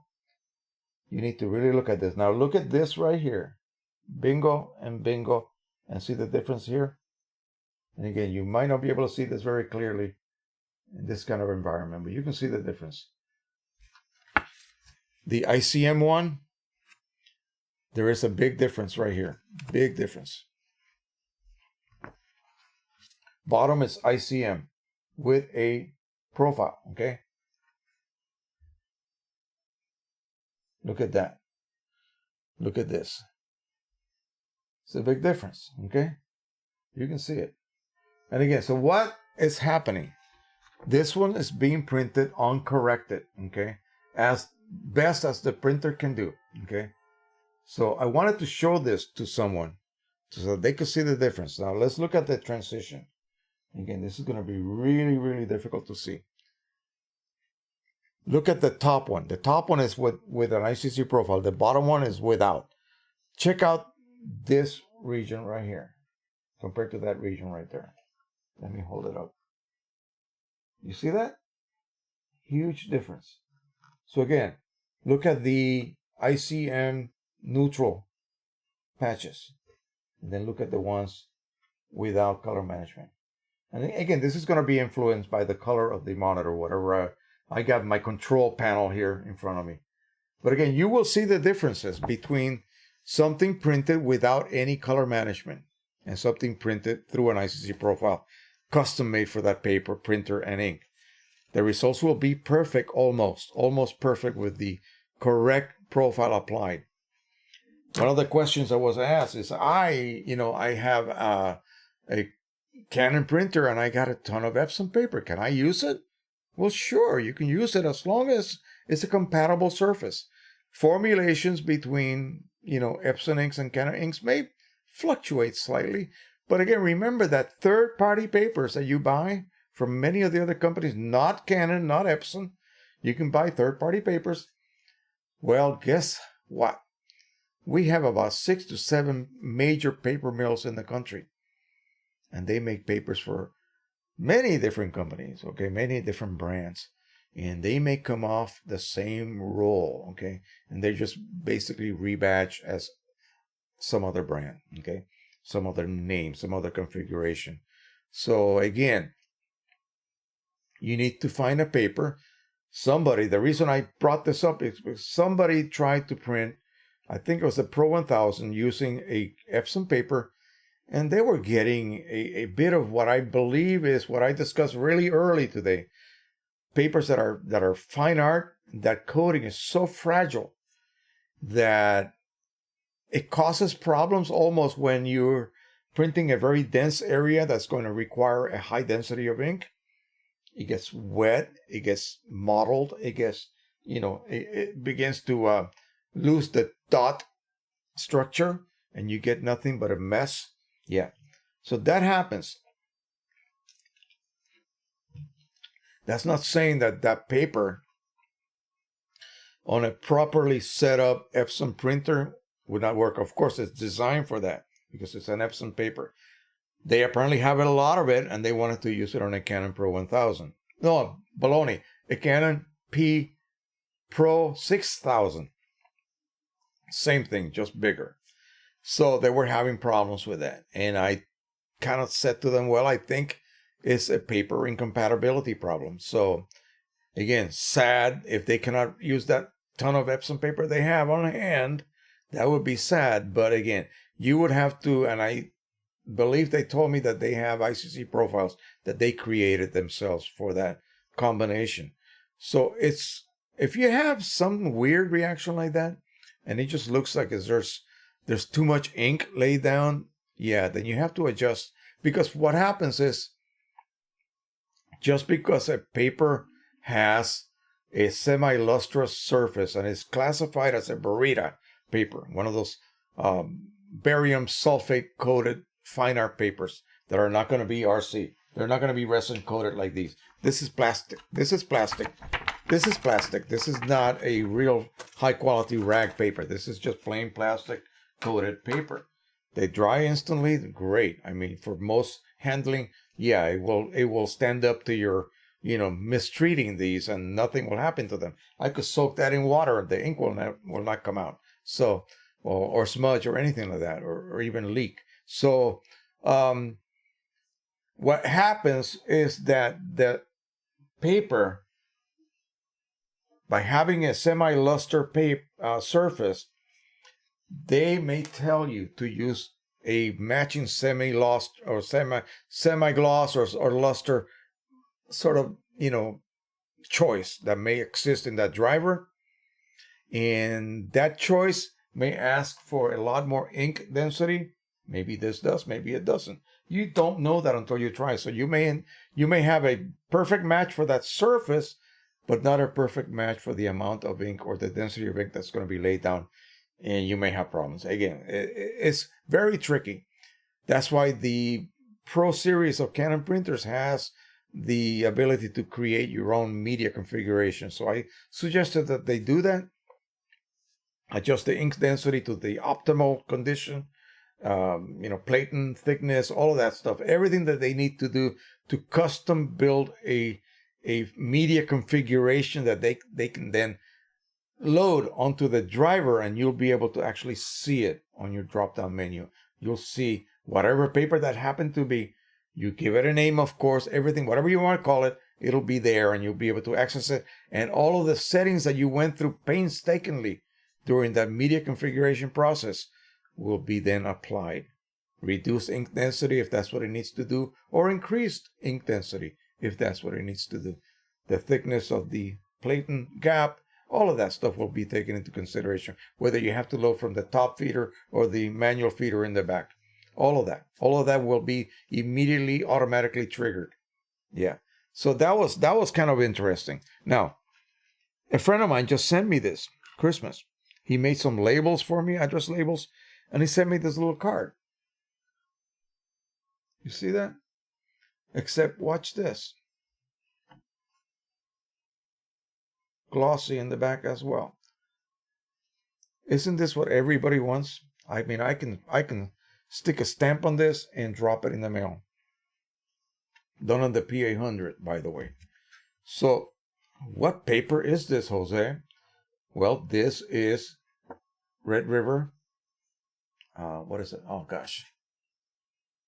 Oh, my God, I forgot. Pecos Dual Gloss. Pecos River, is it? Something like that. Dual Gloss. And this is one of the really old and often neglected papers that Red River has available. Dual coated gloss paper. Heavy, nice heavy postcard type paper. Again. And I think he made a template, and great work. And it works. I mean, it works. And so I'm going to look into this because, heck, I want to make some cards too. Why not? Why not? So Pecos, let me look it up because now I'm curious, guys. Now I'm curious. Make sure that I lead you in the right direction. For those of you who want to do note cards, now this is not their pre-scored cardstock. Not that. Let me see if I have. I used to have a link to that before. Anyway, I will look it up. Red River Papers. Red River Papers. Okie dokie, here we go. All right, let's go ahead and switch over. Gosh, I keep doing that. Red River Papers. So shop by any size. Paper type. Let's go and try paper type. We got glossy papers. Boom. And double size glossy. And here we go. Pecos River Gloss. There we go. That's what it is. And you can get it in many different weights. So the thicker the paper, the more difficult it may be to be able to print using your regular feeder. So here's the dual double-sided glossy paper, Pecos River Gloss Duo, 86 pound. Let's see how much they want for that stuff. Which is the button, the bottom button right here. Okay. So it's at 320 grams and 15 mil, printable on both sides, bold bright white and glossy. What do they want for this? 54 by 6 for $16, $17. Not bad. So here's the thing. Here's what you need to do. When you go ahead and print with that type of material, use a good printer, of course. You got to use something like the P800, Pro 10, Pro 100. Any of those nice printers will work beautifully. Print one side and wait until it is fully dry, because you may end up with roller marks. Okay. So what I would do, the most important part is this side. I would print the back first. Okay. And then go ahead and print the other side once it is dry. And again, you could knock out 50 of these in a matter of one morning. And so they've given us the ability to do this relatively easy at home with just a commonly available printer. Pretty awesome. Okie dokie. So, again, that was one of the questions. That was being asked about me by someone about, using Epson papers on a Canon printer specifically. And the same thing could occur the other way. Epson printer using Canon papers. You just got to try and then use the commonly available, because no one's going to make ICC profiles. Really, they're not going to make ICC profiles for you unless you pay. So you're not going to find them.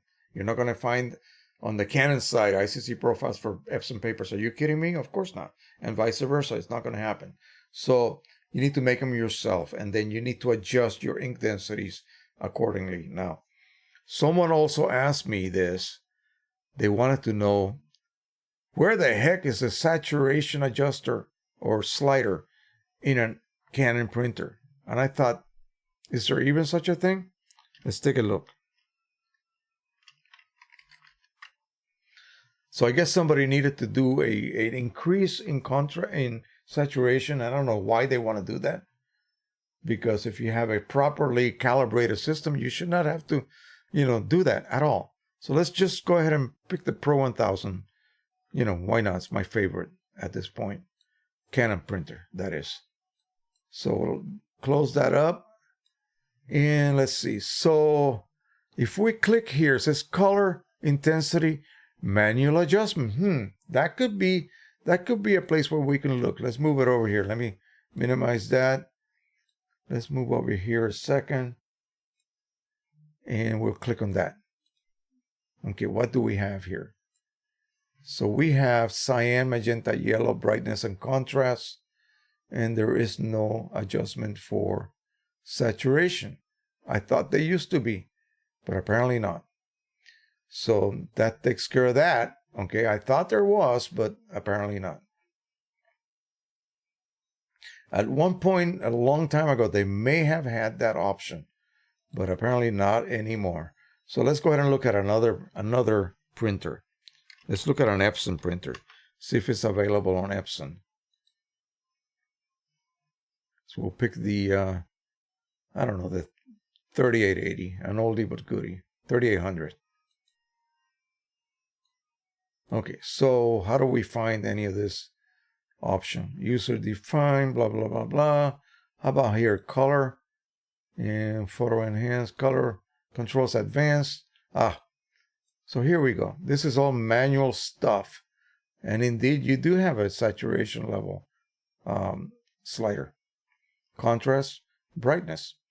So apparently Canon did away with that, but Epson kept theirs. Isn't that interesting? So now I got to go back and apologize to this person, because I thought for sure there was going to be a saturation adjustment on the Canon printers. Apparently not. All right, let's see what else we got here. We got a couple of more tabs to go through here. I wanted to share with you something I found about people often ask me, they're in Europe, and I always give them Octo Ink, because that's in the UK and they will ship throughout Europe. But what if you're in Germany? If you're in Germany, there's OCP. And OCP is one of the oldest ink companies out there.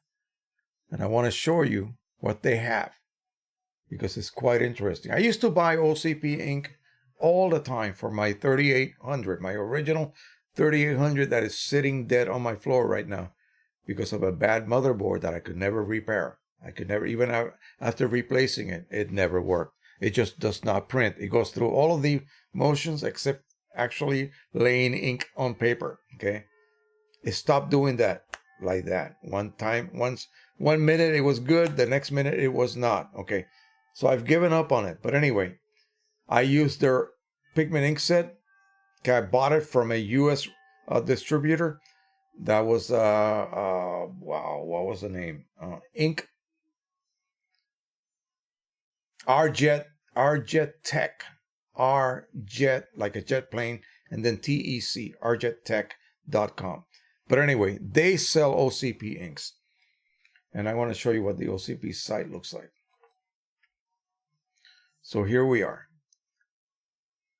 Search by inkjet. So you can search by laser, inkjet supplies, inkjet equipment, basically refilling.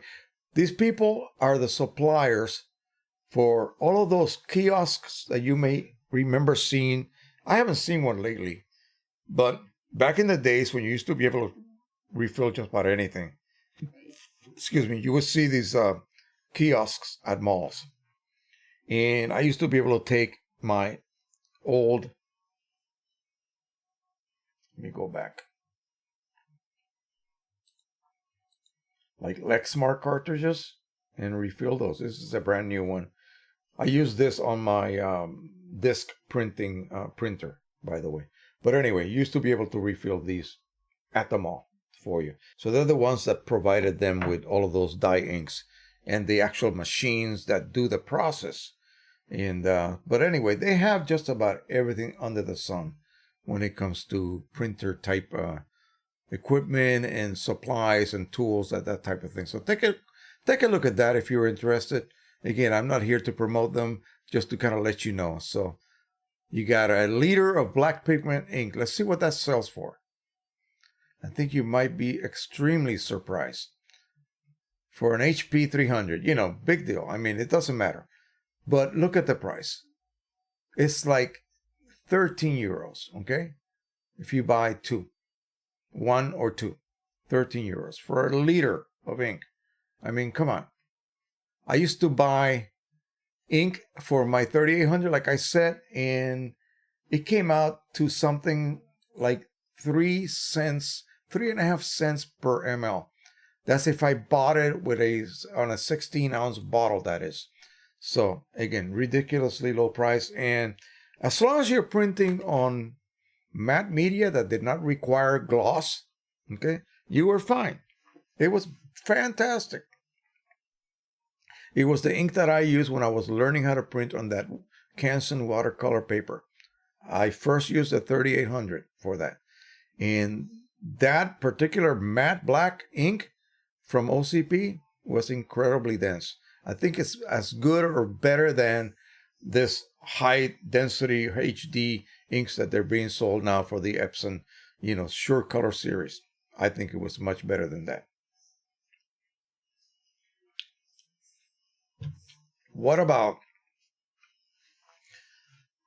you want to reset your Epson printers, ink counters?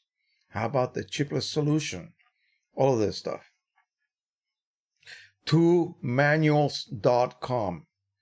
Let's jump over to that. Okay, so take a look at this as well.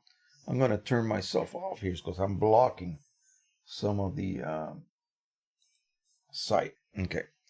So you can download the Wick Reset utility here. You can buy a reset key. And let's watch a video real quick here. I think it's only like 30 seconds.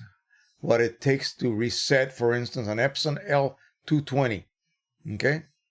Let's go ahead and read and watch that.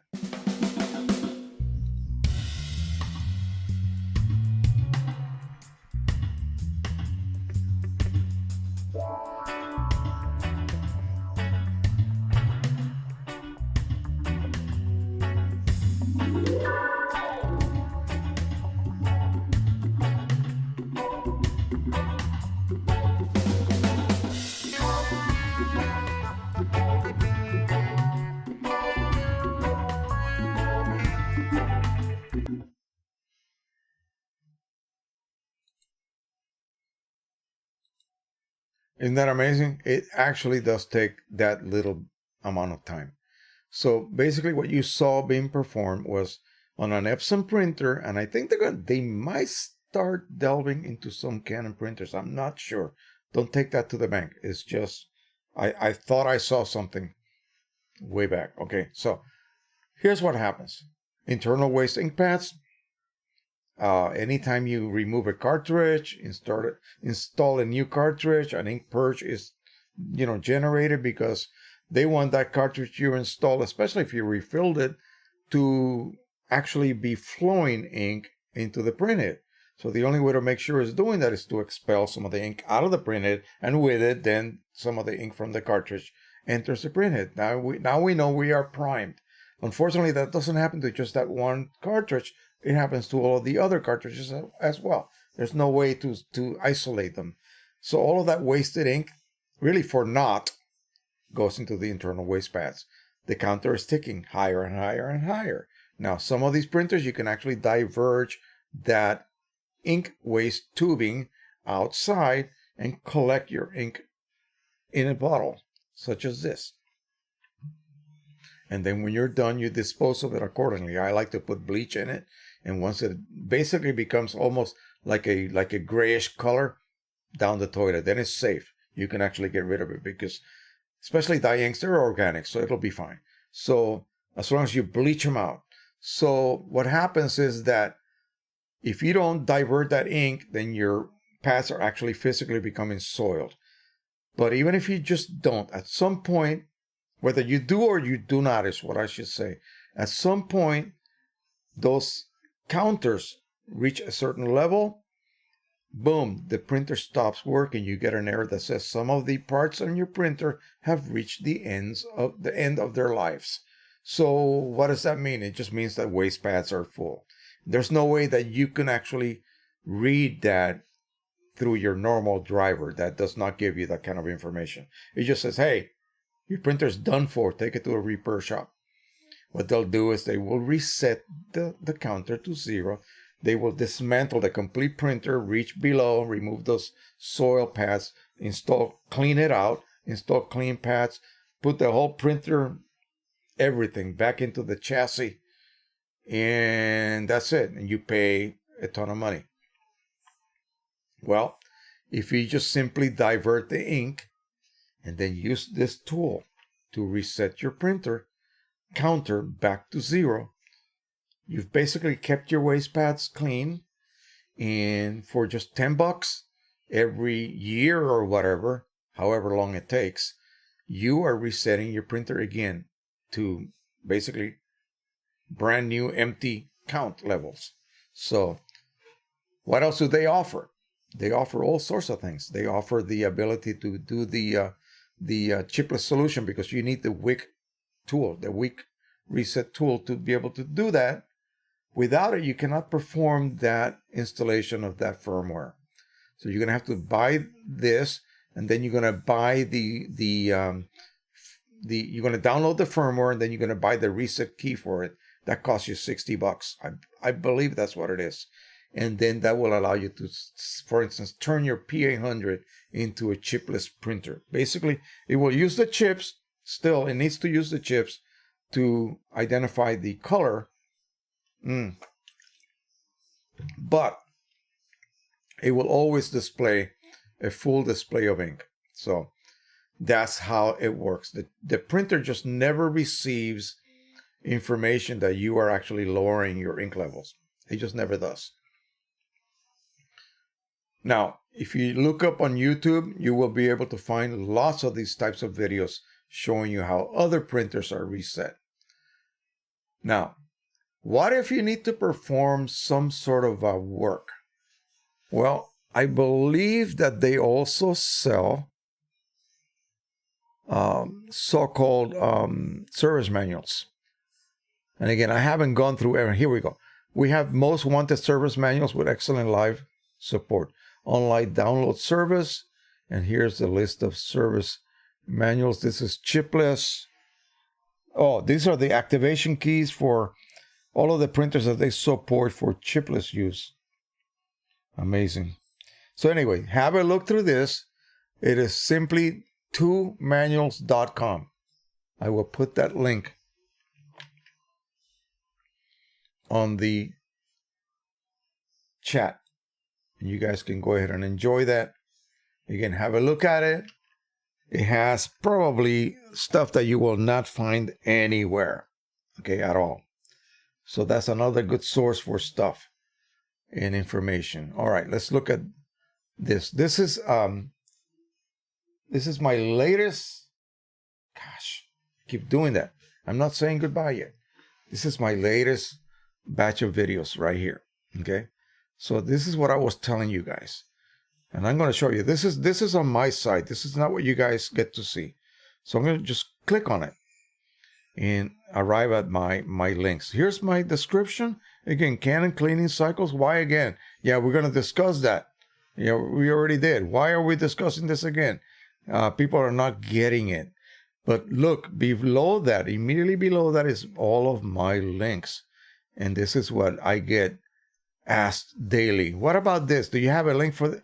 Just look here. It's all right here. Okay. Lots of different links and what the links are for, what they will lead you to. So let me show it so you can actually see it. Oh, big dummy. Here we go. Now you can see it. So here is the video page where I was at. And again, oh, but do you have this on all your videos? Yeah, all my latest videos will have this series of links. There we go. They're all right there. Okay. You want to look at my merch? You want to look at my channel? Give somebody my channel link right there. You want to join Patreon? You want to donate by PayPal? You want to go to my affiliate page at Amazon? There it is. Facebook private group link. My products website right here. Custom paper profiles. You need some profiles made. Here's the link for that. And here's Rick Johnson's link for his store on eBay for, you know, what we discussed earlier, all those cartridges and clips and plugs and you name it. QImage 1. If you're a Mac user and you want to use QImage, this is now QImage 1 is for Mac. They also have it for Windows. This is a watered down version of QImage Ultimate. How about if you want to refill your cartridges from Canon, but you need cheaper priced inks that are OEM, 700 ml cartridges for the Pro 1000 refilling, as well as the Pro 2000, but they are actually used for the Pro 2000 and up. So these are actual OEM cartridges that will fit the Pro 2000 and up, but I use their inks to refill my Pro 1000. Okay, $225 with free shipping to the United States. Pro 100 cleaning cycles. Hey, here's an article on that. Take a look at that. Epson OEM HDR inks in bulk. Yes. If you want to refill some of your PA100s with correct HDR inks, this is the link right here. There's a promo code that you can use. Anyway, so it's all there. All you got to do is just take the time to look, okay? If you don't look, you will not see it, and you will be asking me again about all of this stuff that's already available for you. I've made it available for you. All right. Let's take a very, very quick look at Facebook and see what is new on the horizon there. All right. So we're going to remove this. We don't need it anymore.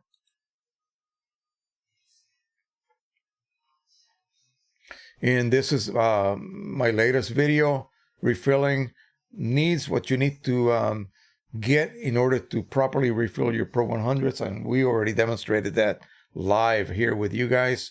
So I'm going to leave that on top. Now, here is what someone was asking about piezoography. So piezoography, let me look at the Inkjet Mall site and I'll show you.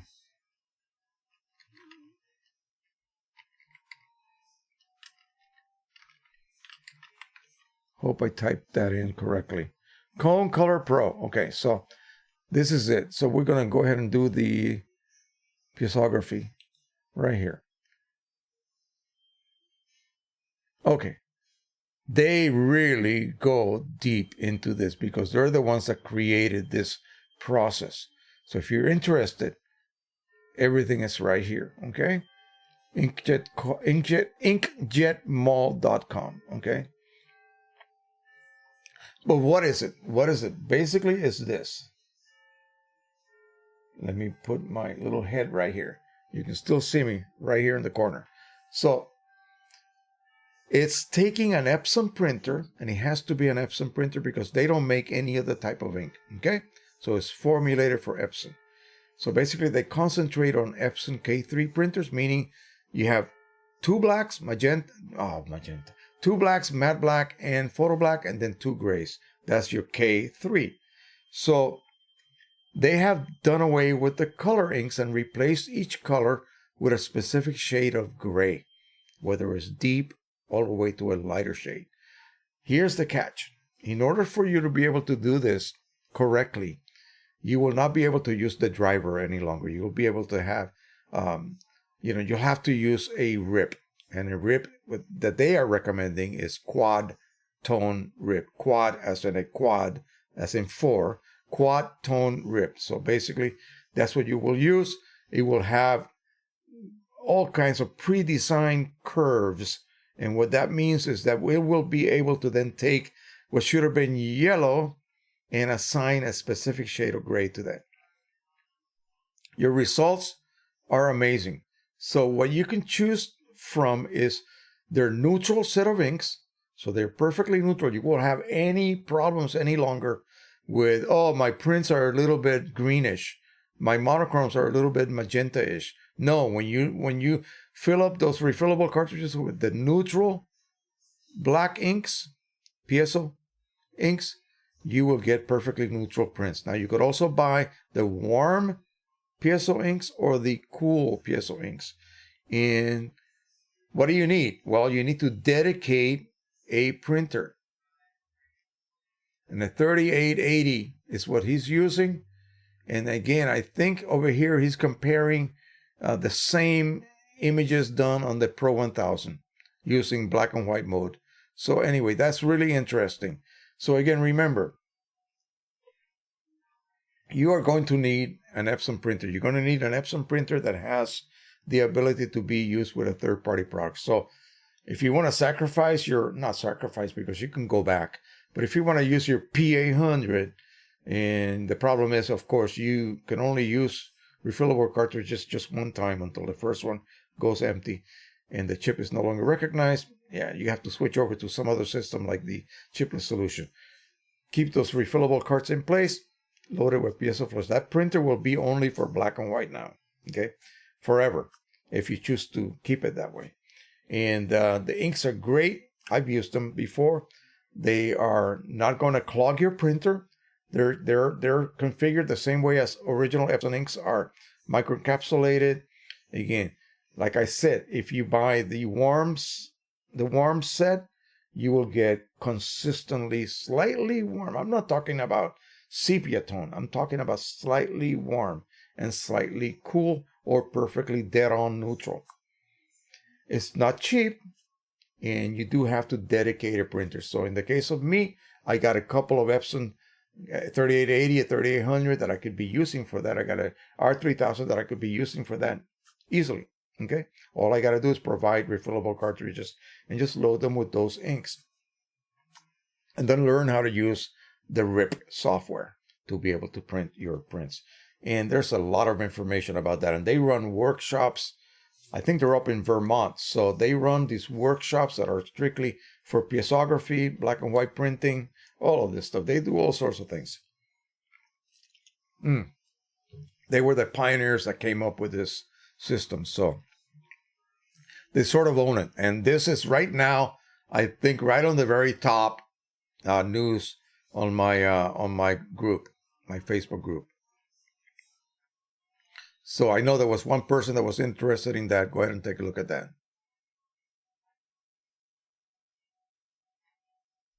I did my welcoming, and again, we have, let me take a quick look here. We are up to 3525 members. That's pretty good. That is pretty good. And we already got 9 new members already.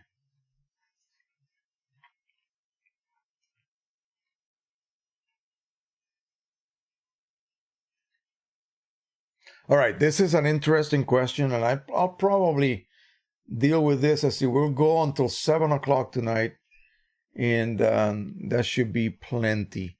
I got about another, how many more tabs do I got to go to? A couple more tabs. So here's the catch, and this is something that is applicable also on your, whether it's Epson or Canon. And I don't care what software you're printing with. So the guy says, this is Eric Johnson. He says, okay, guys, I downloaded a QImage tryout version. I want to make a paper size of 8 by 19. I made a preset page, meaning he made a preset or a manual custom paper size. It says print will be put on 2 pages. What am I doing? What am I not doing to get the 8 by 19 file to fit onto an 8 by 19 paper size. Here's the thing. See, you would think, let me go back to me. Oh, and Mike Cheney answered this one, okay? So there you go. But here's the catch. Here's the thing that you need to learn and well, accept. If I make, I don't care what size it is, custom size, as long as my printer can handle it. Let's just assume that 13 by 19 would be a custom size. In this case, is what was it? 8 by 19. Let's just pick that. 8 by 19. And then it creates an image that's also 8 by 19. Guess what happened? It won't fit. What do you mean it won't fit? Of course it'll fit. No, it will not fit. Because your printable space is smaller. It's smaller. It's smaller by the minimal margin that you have to have, period. It is etched in stone. I don't care if you use Canon or Epson printers. There's always going to be a minimum margin, and it's not equal either. You've seen this before on Lightroom, right? It's not equal either. So if you create a specific size image, 13 by 19, you don't have 13 by 19 amount of space to work with. Okay? You have a page that is 13 by 19 or 9 by 19 in this case. But you don't have 9 by 19 worth of space to play in. You do not. Okay? Let me show you really, really quick what happens. And again, this is a total newbie, thing that occurs. Let's go ahead and choose Q image. Why not? Since that's what is being used here. So Q image, the latest version, 2020-110. Let's make ourselves. Let's see what printer he was using. He didn't say. Oh, Pro 100. Okay. So we'll pick the Pro 100. We'll set that up in like that. And we will make ourselves a custom paper size.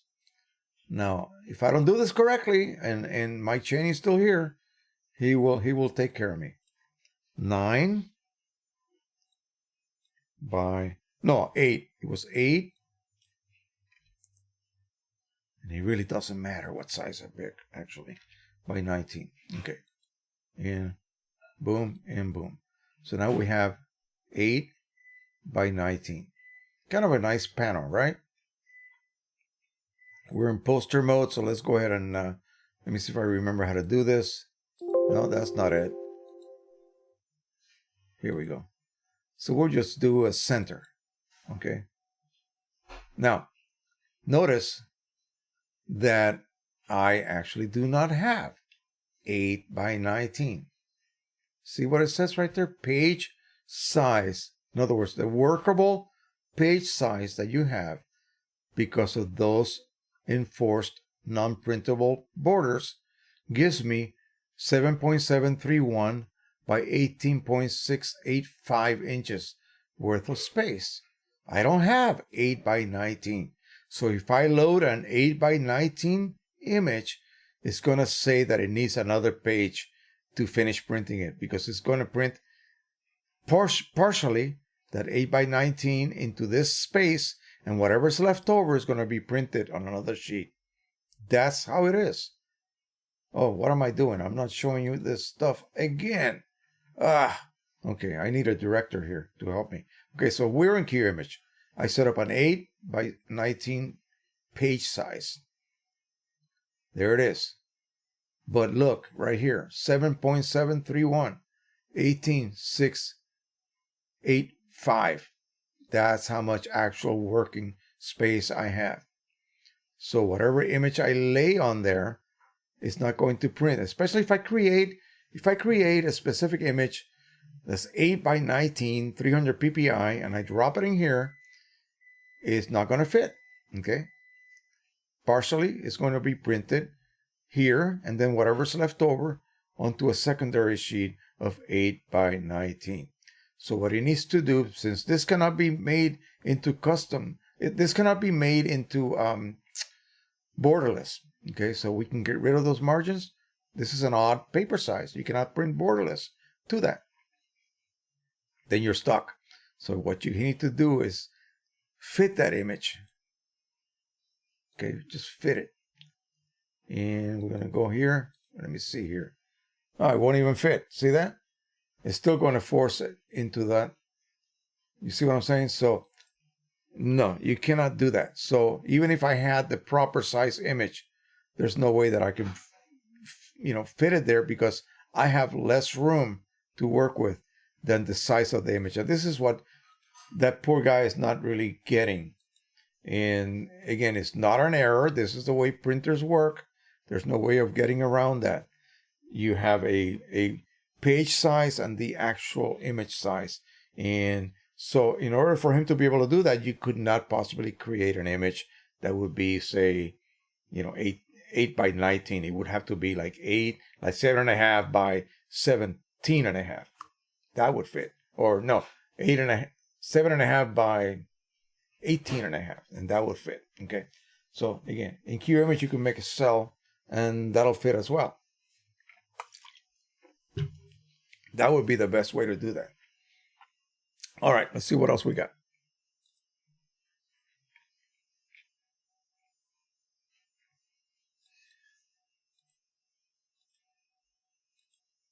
Oh, people asking me for files. Well, they're here. Just go to my Facebook group. Let's go ahead and start from the top. So we got 2 new people here. Let's give them approval right here on the fly. So there you go. They're just coming on like there's no tomorrow. I love it. Join this group. Okay. So you're here. You landed here, and you want a file. Here it is. Files. Boom. And I finally uploaded all of the individual files that were inside this big test image .rar. And no one with a Mac can open a .rar, I believe. So I decided to load the files enclosed in that RAR. Windows can, but I don't think Apple can, right here individually. So you just go ahead and download a PDI test image. Now, what do these look like? Let me show you what they look like. Let me take you over to and I think I showed you last week what those look like. But in case you haven't seen them, they're really neat and really useful images. If I could find it. Test image. Come on, guys. Let me type in test. Here we go. So here are the images. Let me make this big. We'll put some big icons here. I have the folder here. And again, they just include all of these. So this is the one that I showed you earlier. This is this one right here. You see that? That's the one I used for this little test. It's a great one because it gives you the basic colors that you need. And one of these nice transition charts here that you can check your printer's ability to print really smooth transitions. Now, what we have here, this is a gamut test. And it's going to test the ability again of your printer to be able to print the most saturated red, magenta, cyan, yellow, green, and blue.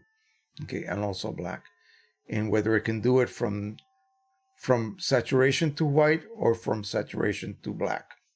And then here's again a set of transitions.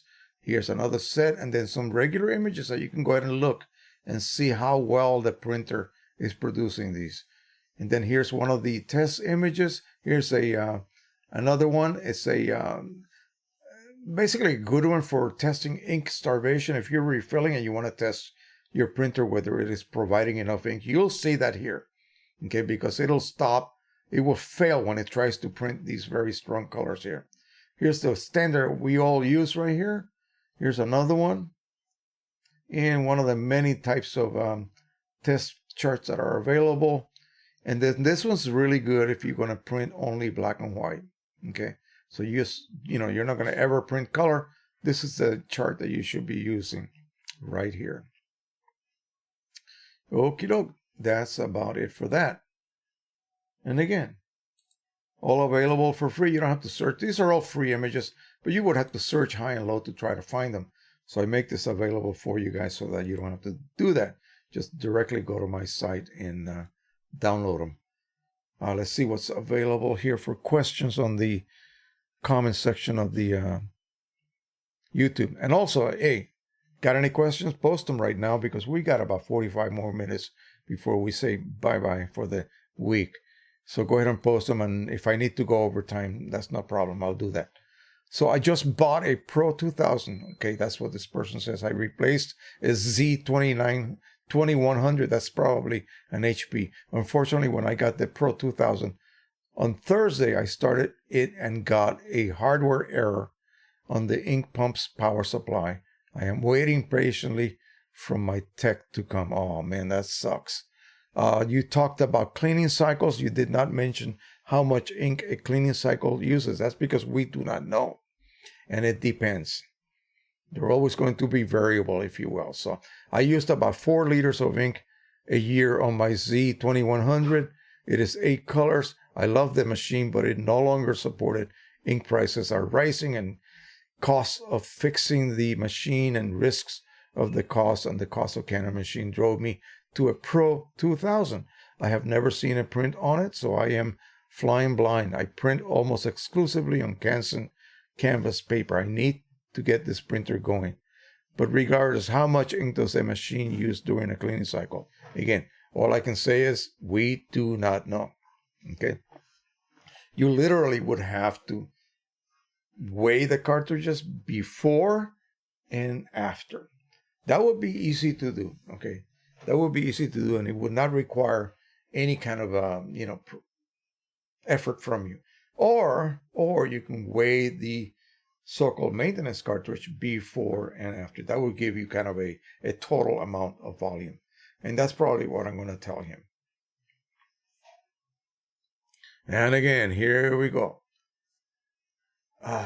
Okay, Jose, the 60-hour, 120-hour, etc. rule is not set in stone. There are many variables of this. It seems that the printer decides each time when it will be based on. Okay, so what they're saying is that, remember I told you that if you print a lot, the more you print, the more residue you build up.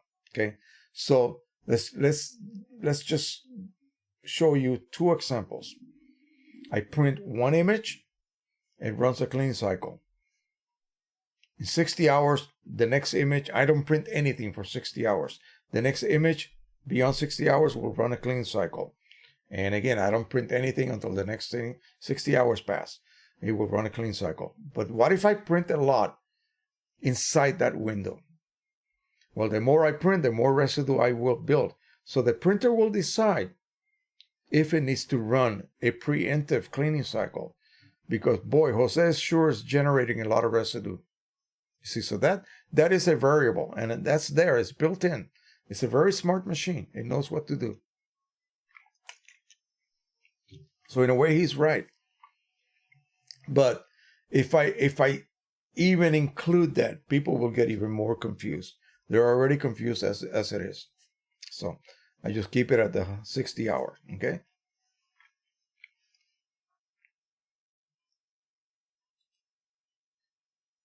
And that would occur if you print a lot. So if you're a very consistent printer with a Pro 1000, you will see it. It might be 50 hours. It might be 40 hours. Agitation is always going to occur. The printer will actually make sure that your inks are fully suspended all the time. Again, go ahead and look at my comments. Go to my comments section and just look at the latest video that I did. Canon cleaning cycles. Why again? That's what it's called. The very, very latest video. And look at the comments and read what Apostle Mamiya just wrote and provided. I'm going to reply to him and thank him for that because that's really good information. That's for someone who is actually using that printer pretty much consistently. A lot of us Pro 1000 users, yeah, we fail. We totally fail at putting that printer to the number of print jobs it should be producing daily, okay? Daily, not monthly, but daily. And so that kind of will sort of explain to us. For those of you who say, wait a minute, I just noticed a cleaning cycle, it wasn't even 60 hours. Yeah, because it needed it. It needed it, so it did it. The more you print, the more you have to do it. Remember what I said and suggested, and I pray about and dream about, that they introduce some sort of side cleaning system that'll use a cleaning fluid rather than waste our ink in performing maintenance, which is really crazy. It would be like using the most expensive something or other to perform a menial task. You see, I want to use cheap Windex to clean a window, not some expensive, $3 per ml type fluid. No, of course not. Even though I still say that ink is not really that great of a solvent if it's used just for that. Now it may be the case. I don't know, but they should make some sort of very almost matching type base solution that could be used instead to clean out the print hits as you print. But I can read this if you guys want to follow me, in case you don't go back and look. I think we should read this. Let's make it big. So, okay, the 60-hour, 120-hour, etc. rule is not set in stone. There are many variables to this. It seems that the printer decides each time what it will do based on multiple parameters that we are unaware of. It has a mind of its own, yes. It's determining when it needs it and why. Without going into much detail, I'm still gathering data from my prints. I time each and every print prior to and after printing. I have observed roughly same cleaning cycles when printing inside the 60-hour window and when, let's say, after a few days. Keep in mind that the printer will do a mini cleaning cycle, pre-prime, a cycle prime the head before and after each and every print. Doesn't even matter if it's a batch print, say for Q image. Yeah, that's true. So if you print 10 images, 10 prints, let's just say 10 copies or a batch job from Q image, every print will be preceded by a mini prime and a secondary prime after the print is done printing. Quick example. 50 hours from the last print, I got an agitation.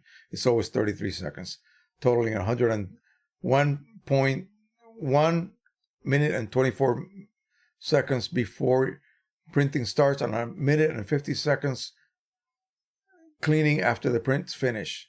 These are the times.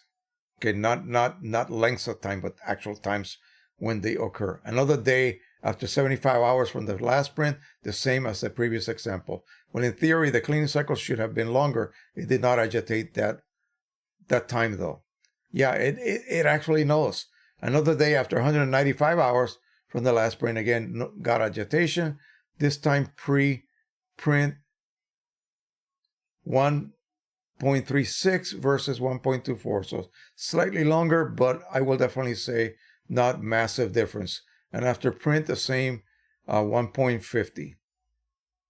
The times differ ever so slightly each time, even when printing back to back, except for agitation.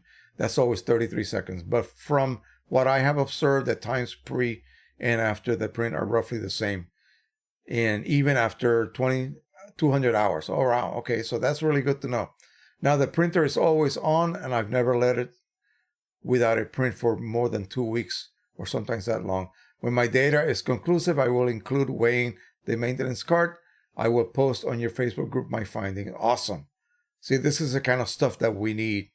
I just don't have the time to be doing this. I really do not. This would just be beyond, not that I could not do it, but it's just beyond what I can do for this channel at this point. That would take so much time to do. And this guy is dedicating himself to gather this amount of data. And this is the kind of data we do, because we're basically speculating from what was reported ages ago about an ancient nowadays printer, the 9500 Mark II. That's where all of this came from, or originally. The idea of these cleaning cycles, that's where it came from, okay? So the Pro 1000 may be a totally different animal, okay?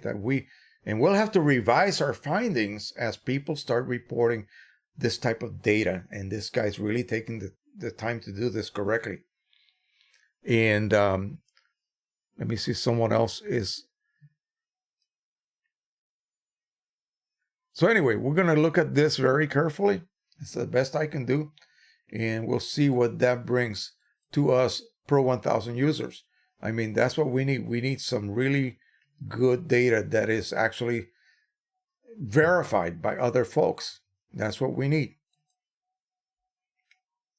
So let me look at the chat. I think we're done with the tabs here at this point. We'll look at the chat, see what else we got, and maybe we'll call it a slightly earlier night. I gotta eat supper. I haven't had that yet, so let's see what else we got here. We got about 30 folks here at this point still.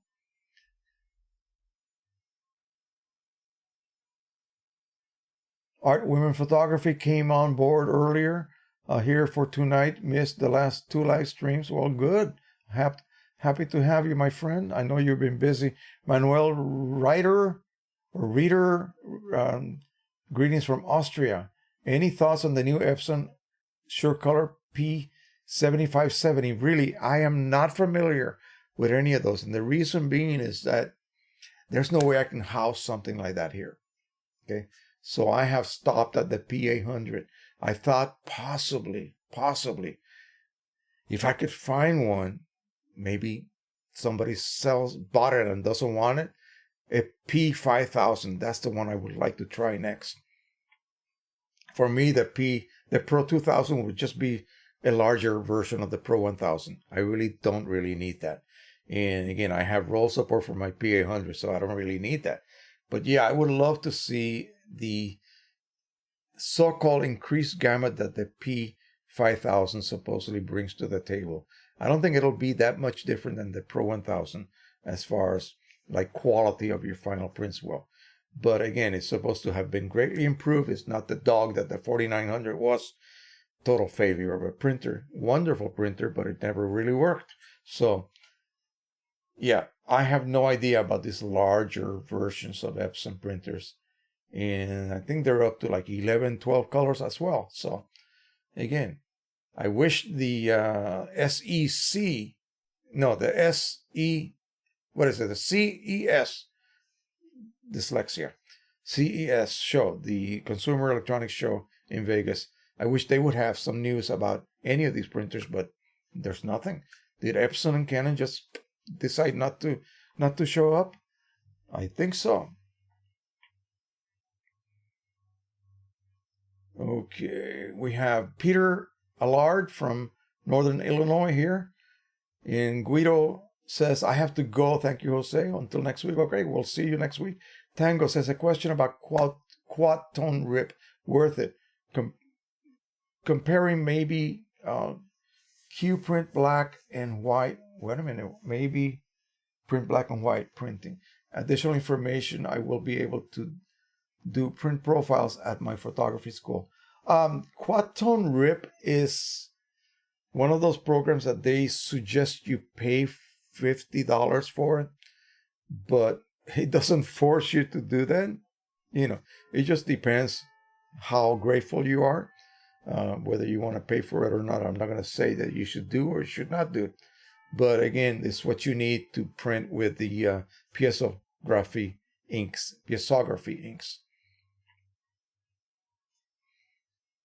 Art says, please remember to leave a thumbs up for Mr. J. Yes, please do that. If you like what we have seen put out here, we got 36 likes, 28 people still here. That's awesome. Thank you guys so much. And don't forget that link that I put there for the 2manuals.com. Take a look at those. You'll find lots of things. Again, for those of you who like to tinker, you'll find the manuals there. And those manuals are not supposed to be spread around. They're not supposed to be available for a home user. It's only for service tech. Now, whether you will be able to perform some of the setup procedures, you might need a, and I don't know whether they also sell adjustment programs. I don't know. They might also sell those. And so you would be needing an adjustment program and the service manual hand in hand for a particular Epson printer. Usually it's for Epson printers, maybe for Canon printers as well, but you will not see too many of those. Michael Joyce says, hello, Jose. Epson must be listening to you. Their new SureColor P7570 and P9570 large format printers have independent black and matte. Yeah, it's not that they're listening to me. It's that they're using a larger printhead with more channels that do not require sharing. Here's the problem. The 8-channel printhead used for K3 printers, and they go back, till the 2400, okay, the 2200. And they had a 7-channel printer, and you had to replace, let me just use a mock cart here. I'll just use a Canon printer cart. You had to replace each black manually. So you had one channel for black, and you printed with photo black or matte black, and you replaced that cartridge. It used the same chip except for a different color code. So it knew which black it was. Okay. It just allowed it to be recognized properly just in the same slot. Later on, they decided to add an extra gray to the ink palette. So they went from a 7-channel printhead to an 8-channel printhead. And then they were still sharing that same black channel. They had 9 colors now, but you still shared it. So you still had to do the cartridge removal. 2880, the same thing. So now they got that really good quality 8-channel printhead, but they insist on a 9-color palette. So then they say, well, we're going to do you a huge favor, folks. We're going to allow you to not have to change your cartridges manually. You're going to be able to load them, and you'll have to perform an auto black ink switch. Well, none of the manual cartridge systems existed at that point. They went to immediately to the so-called stationary cartridge printers. The 3800 came out with that. 3880 and all of the larger format cartridges. Anything that used that 9-color palette and 8-channel printhead. So all they would have needed to do was to make a 9-channel printhead. Now the 1900, the 2000, and the P400, they use the same inks. They have 8 channels. They have 8 inks. They include matte and photo black. Okay, so again, no switch needed. So why can't they just make a 9-color printhead? Put it on the P800. That would solve that. No more hassles with black. Okay, when you switch over media types, one channel is deactivated and the other channel becomes activated. Boom, like that. It's not a valve that needs to physically move and flush out ink to allow the new ink to be activated. No, it's ridiculous. The larger format printers already have like an 11-channel printhead on it. So sure, they don't have to have black ink switch valves any longer. It's just the 9-color ink printers that are still using 8-channel printheads. Those are the ones that still using the antiquated black ink switch. Now, did they upgrade it? Did they perform some improvements on it? Supposedly. So I haven't heard any kind of problems from people using the switch mechanism on a P600, for instance. They failed miserably on the R3000. Oh yeah, all the time. Mine has. The P800 so far, knock on wood, still good. And so again, so far also on even my 3800s. I don't know why it hasn't failed yet, but still, maybe I use it often. That's why, that could be the reason. Henry Stoffel says, back from church. Hope none of your family or friends are devastated by the recent earthquakes in Puerto Rico. Yeah, that's very, very sad. I'll be frank with you guys. My last relative was my father's youngest niece. My family was not very big. Okay, my family was not very large. I think we'll probably talk about this a little bit, and then we just call it a night. We'll leave on that note. Okay, so unless you guys have any more questions you want to talk about here. So my grandma, my grandpa, they came from Spain. My grandma's from Mallorca, an island off the coast of Spain in the Mediterranean. My dad is from Galicia, Spain, which is opposite from Catalonia, which is the two regions that want to be autonomous from Spain. So my grandma and grandpa moved to Puerto Rico in like 1895 when it was still under Spanish rule. And then after the Spanish-American War and the Treaty of Paris, the Americans took over, made it a possession, I guess, and U.S. possession, and everybody became a citizen of the United States. So then my dad was born in 1920.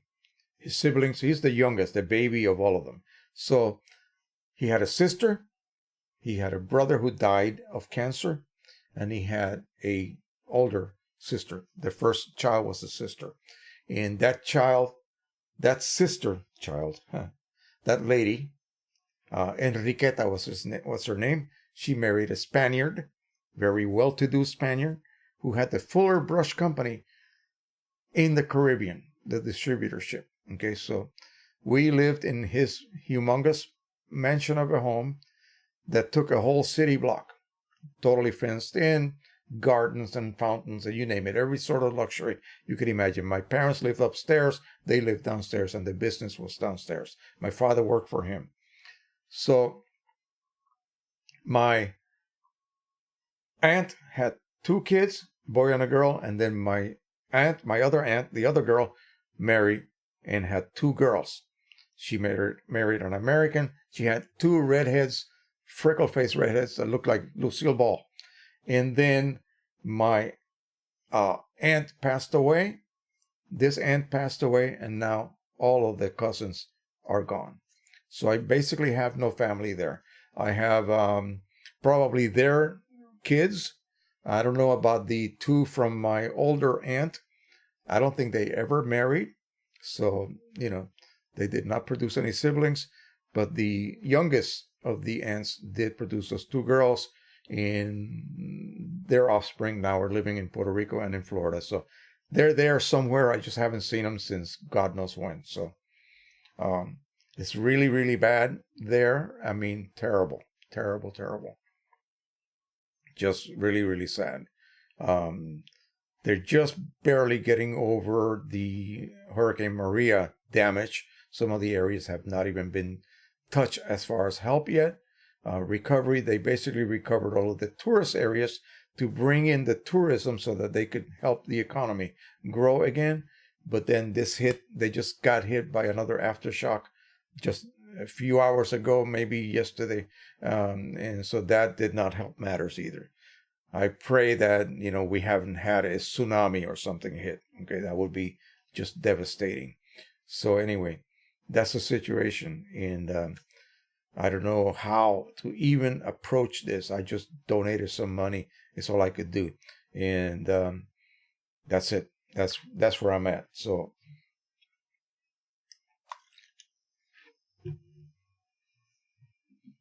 if I print a picture from a web browser, that's a JPEG file.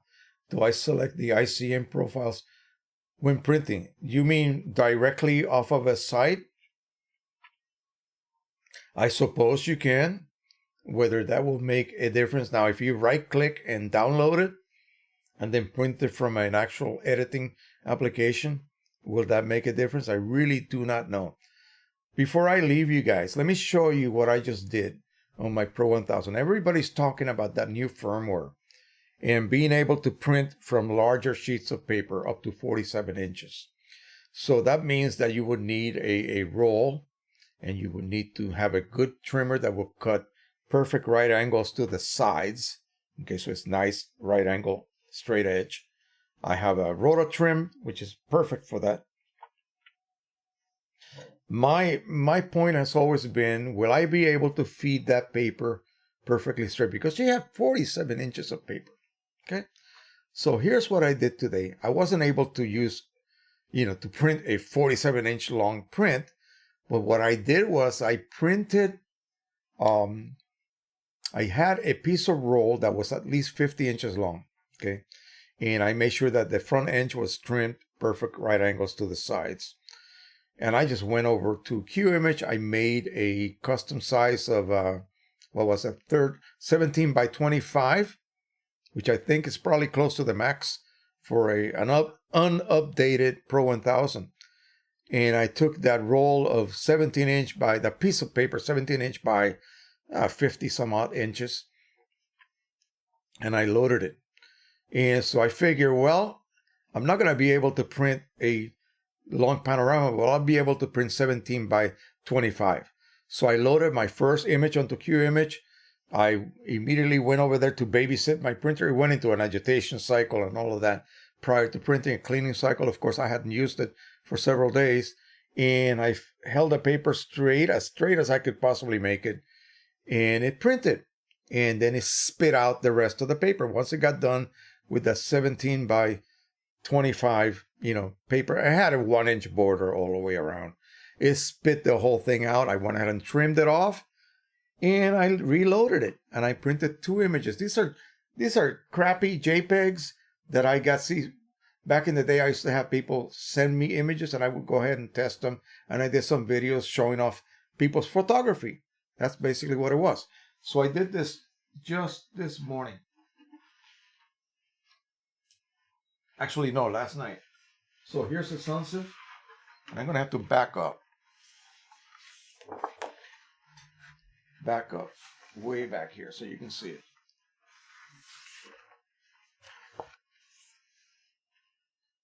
You see that? So this came out, perfectly aligned. So I may have to take back my words about not being able to align long papers with the Pro 1000. So I trimmed that off. Okay, I got done trimming that off. And I printed this one. Horizontal image. And again, let me back up here so you can see it. And the borders are even. They are not tapered. They are not off. They are even. So apparently I was wrong. So if you're careful enough, you should be able to line up those long sheets of paper that you guys are dying to be able to print on the Pro 1000. And when you send your print job over before the paper is beginning to be fed, make sure that you kind of, play with it, hold it, because even if your back paper holder is expanded maximum, you still have a lot of paper hanging on the back of it, and that could cause a little seesaw type action, and your paper edge, your front edge, will not be in the correct place. So you need to make sure that with your fingers you hold the paper in place until it is grabbed, and begins to feed. Once you do that, then it's good to go. And I suggest to you guys to set, and this is something that a Mac user could not find, quiet mode. Why can't you find that? I don't get it. Let me show you what quiet mode looks like. And what I mean by quiet mode is it just runs slower. And when it begins to feed the paper, it's not going to be a sudden grab and pull. It's going to be very, very gradual. And you sort of can control that paper as it's being grabbed initially and fed through the printer. Let me go ahead and look at the driver again. And I think that'll be the end for tonight's talk. But I want to show you what that looks like. So on a Windows machine, you should be able to see that. Let's look at the Pro 1000. Right click and printer preferences. So here we have what we need. So we go over to the maintenance tab and you have quiet settings. Do you see that? So right here, you can always use quiet mode. This is what I do all the time. I have the printer running slowly and quietly. Okay, it's going to print slower, sure. And also here, you can choose, let's see, don't detect mismatch of paper settings. And what that means is that on your so-called LCD, you notice that you have to pick a paper size. And then in your driver and your computer, you might pick another paper size. You would normally get an error because they would not match. Okay, what the LCD is saying you are using would not match what you're actually setting your driver on your computer to use. So you can eliminate that problem there. Now let me see if I could find the auto power. So here's what other people are also having problems with. I disable auto power off. Okay, no more. You have choices: enable it or completely stop it. So the printer will stay on constantly. There's another one here. Oh, this is the one you have to use for your media configuration when you create media configuration files.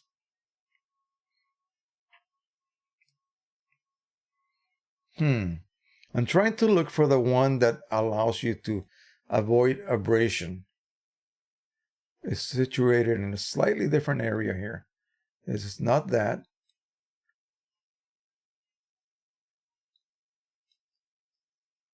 Yeah, not that either. This is when you turn the printer off. So I don't know where they hit it. But on a regular lower end type Canon printer, you can find it. Maintenance and then custom settings and prevent paper abrasion. You see that? So apparently they may think it's not necessary for the Pro 1000. You see what I'm saying? So it may not be something that they feel you need to activate. Whereas on a Pro 10 or a Pro 100, Pro 1, it does make a difference. Okay, it does make a difference. If you are getting printhead strikes on the leading edges of your prints, then you might want to activate that on your Pro 1, Pro 100, and Pro 10. Another thing, if you guys have to ever replace the printhead on a Pro 1, okay, in a Pro 100 is easy. You just open up the lid and the carriage moves to the center. Remove all of the cartridges, unclasp the clamps, and remove the printhead and replace it with a new printhead. Install your cartridges back on it, clamp it, of course, install your cartridges and close the lid, and the printhead will reprime and you're good to go. On a Pro 10, you have to press that second button on your front panel for about 5 seconds, and it will cause the printhead to lift and move to the center. On the Pro 1, no can do. Okay. Pro 1000 even allows you to do that yourself. It's got a procedure that you can access through your LCD screen. If you ever have to replace that expensive printhead, you can do it yourself. On the Pro 1, they don't want you to do it yourself. So I have the instructions, okay? I have the instructions that you need to perform to allow you to perform that printhead exchange or reinstallation. So why would you do that? Because the Pro 1 had a problem. Okay, B200 errors occur far too many times. It should not happen. And that's why they discontinued it. So there are still people out there like me that have a Pro 1. Thank goodness I have a spare printhead right now, just waiting for that day when I will have to change it again. And so you guys know, printheads have to be replaced on a Canon printer regularly. On a printer like the IPF 6440 or 6400 or 6450, this is like the best. I forget what the capacity was, but that printer was awesome. 2 printheads, and they have to be replaced like every 2.5 years. Okay, and it's something like $5 each one. So you spend like $1,000 just replacing print heads because they use up all of the redundant nozzles. And when one of them is out of, when one channel is out of nozzles, each print head has 6 channels. So 2 print heads, 6 plus 6.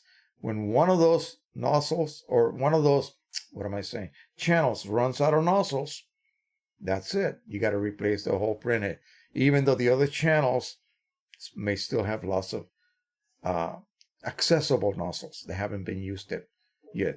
These print heads have more nozzles than they need. As you burn out nozzles, that's what you're doing on a Canon printer. The unused nozzles come into play. I mean, on the fly, you don't even see it. So you don't know, you have no warning when the last few nozzles are left, okay? And you know that in a few weeks, you're going to run out of them and you're going to need a new printhead. That's how it works. And so that is one of the things that you have to accept when you have an IPF 6400, 6450, or any of the larger Canon prior to the new Pro Series, okay? I believe that that's the way the Pro 1000 works as well.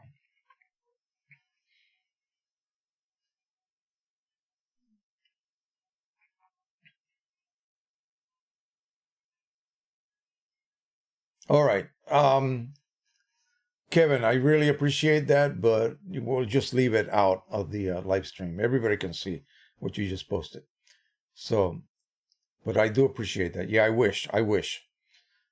Jeff Thompson, quiet mode also easily found on the Printer Utility Pro 100 on the Mac. I don't have a Pro 10 or a Pro 1000, but I suspect it is the same. Yeah. Somebody told me that they couldn't find it. So I was like, why? I don't have a Mac computer, so I cannot go back and look at the driver configuration just to see. But I just wish that Canon, why is it, Jeff, you're a Mac user, you're a Mac expert. Why is it, before we go off, we have 9 minutes before we go off, tell me why Canon and Epson does not make a driver that has a similar, at least similar user interface. Why? Is it because of the way Mac handles color management with color sync and all of this that of course Windows does not use? Is it because of that, or what? I mean, I think they should make, QImage for Mac and QImage for Windows, QImage 1 for Mac and Windows, it's pretty much the same exact interface. So why can't drivers be more closely designed so that if I show you a procedure on my Windows driver for the Pro 100, you should be able to find the same setting in the same order that I performed it on my Windows, driver. And if I did it on a Mac driver, then a Windows user should be able to also find that procedure in their driver.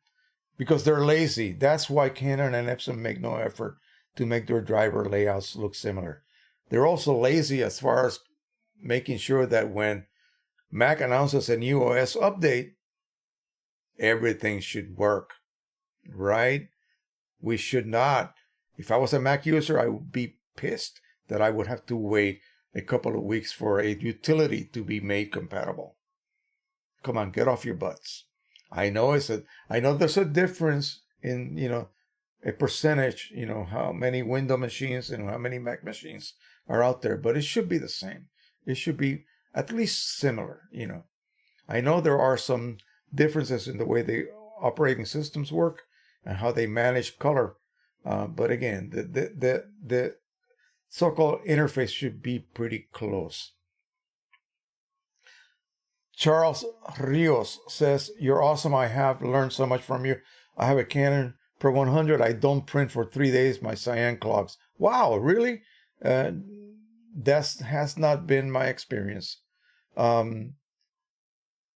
If I don't print for 3 days, my cyan clogs, not all, just that one, sometimes black. Could it be that I need a new printhead? Well, how old is the printhead? How old is the printer? And do you refill? Are you refilling, or are you just using straight OEM cartridges? That's big. If you refill, then your cartridges may be losing their ability to feed ink. And it may not be an ink clog. It may be just a ink starvation problem, like we refer to it as. Jeff Thompson says, agreed. My guess is there are many more Windows users, so they spend the majority of the time. Yeah. Baloney. I mean, come on. Nah, that should not be the case. That should not be the case. The designs are totally different. And so they need to sort of come to some sort of happy medium in their so-called driver design. The user interfaces should be similar so that we can help each other out.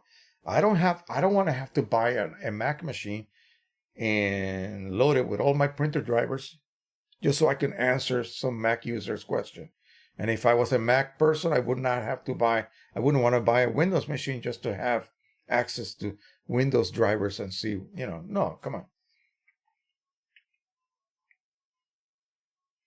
Art says, I don't have it's 1.5 years old, and yes, I refill. Well, let me tell you, it could be just the cartridges. You may have to start fresh with some new cartridges for those 2 colors. Maybe those colors are no longer, those cartridge bodies, those 2 cartridges are not feeding ink properly.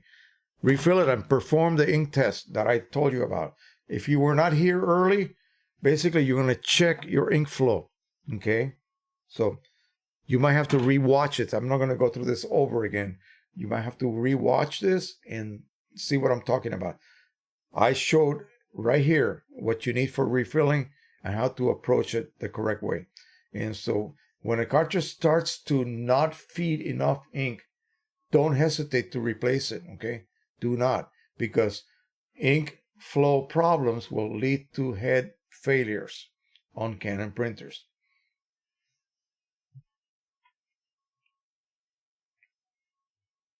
I don't have a Canon. My Epson driver has a quiet mode on the interface depending on the application you're using. Is there an option? Is where the option is found. Okay. Charles Rio says, with the recommended tool you mentioned. I don't know what you mean by that. You mean this thing that I made here? I'm not sure what you mean. Okay. Saeed Ahmad. Hi, Jose. Thanks for answering my ICC and ICM question. Oh, you were the guy. Okay. Let's hope I will be able to add profiles from your Facebook that end in the file extension of ICM. Yeah, you should be able to. Yeah, you should. No problem. Charles Rio says precision colors.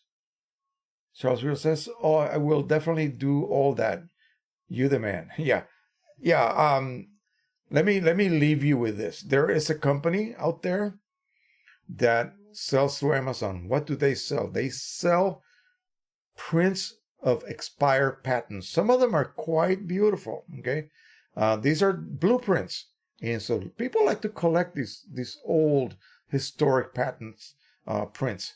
And so what they do is they use Pro 100s. They have 100 of them. They buy PC inks by the gallons. They have people whose job is to process the cartridges as they are being used. After about 40 to 50 refills, they have to flush them out completely, rejuvenate them. Guess which cartridges go bad sooner? Cyan and one of the grays. If you look at the print head, it'll be the 2 on the far right. Think about why. Okay. There is a theory as to why. And so that's all these people do. They print and they refill. These guys can refill a cartridge, reset it, and refill it in about 15 seconds from start to finish. That's how good they are. Okay. So they realize that after a certain number of refills, they have to either refurbish the cartridge by flushing it out and treating it with the rejuvenation fluid, or start from fresh with OEM cartridges and then begin that cycle again. All right. So that is it for now. I think we're pretty good. We definitely ended up in a good note. We have 28 people still hanging here. We got 40 likes and some super chats. What can I say? This has been a very, very good night. And so again, I appreciate that you guys I got a couple more videos that I need to make and upload. I'm going to start the series on photo restoration. You guys should enjoy that. We're going to do scanning procedures, how to properly scan these damaged photos so that they can be restored to some sort of, better condition. And in fact, all, historic photos should be scanned because they are self-destructing themselves anyway. That's just the way it is with all lab-produced prints. One more question. I had one other question. This is Saeed again. You used the term purge cycle, purge print. My question is, how can we get it as there is no option in the driver? Yeah, it's not an available option in the driver. What I mean by purge cycle is that printers that have carriages that ride on the printhead assembly, the Pro 100, the Pro 10, the Epson 1400, 1430, Artisan 1500, all of these printers have carriages with print cartridges on top. When you remove one cartridge and perform whatever you want to perform on it and reinstall it, it's going to reprime all 6 channels or 8 channels or all 10 channels, okay, with a little bit of ink to make sure that during this idle period where the printhead basically detached from the purge pad, that parking station on the right, and move to the center so you can perform this change of cartridge, air can be infiltrated into the printhead. And you need to push that air out. And the only way to do that is to waste a little bit of ink. That's a purge cycle. A purge print is something different. A purge print is simply an image that contains yellow, cyan, magenta, red, green, blue, and black. And you use that to print when you have a situation where maybe you didn't use your printer for a while and you have run a couple of clean cycles and you're almost there. You're almost there, but you don't really want to waste all of the ink that would be wasted on a cleaning cycle. So you just print one of these charts, okay? And it will exercise the Epson printer. You don't want to do this with a Canon printer because you want to have complete ink flow on a Canon printer. Canon printers will be damaged if you don't have sufficient ink flow. That's why it's important that you fix that cyan problem you have. So Epson printers, on the other hand, no damage. You can just print and you can force that last few, 3, 4, 5, 6 nozzles scattered throughout that were blocked. They will be cleared simply by printing a set of color patches.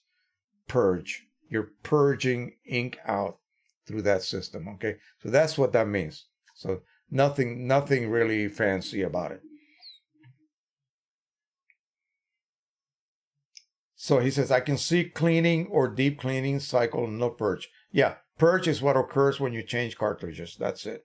And again, it will not happen on a printer that has cartridges that are stationary, meaning they're not really directly attached to the printhead. They are sitting stationarily and they don't move. They just feed ink. So when you change one of those cartridges, you will not have to reprime the printhead because the printhead was never moved to begin with, okay? It never moved to the center position. Thomas, he super chatted us CHF10. Thank you. I'll look that up. I really don't know what that is in like dollars or anything like that. Julian Tamayo says, thank you for your advice. It's been great help with my printer choice, Canon Pro 100. And Saeed Ahmad says, thanks, Jose. All right. So I think that's it. We're going to go ahead and say goodnight. I'm going to go ahead and start my music again. And again, thank you guys so much again for hanging with us tonight. And again, we'll just keep doing this as long as you guys want to keep coming over and hanging with us. We'll continue to do this. So again, keep track of my latest videos that I'll be having. I have one drone video battery test that I uploaded today will be actually up tomorrow. You should be able to see that. Again, if you're interested in some drone photography, I'm the guy to go to. And so I will take care of you guys and show you what you need to get, what you need to buy, the best approach to this type of field. It's again the same. It's the same photography field, just from the air, different viewpoint. So thank you so much. Bye bye, everybody.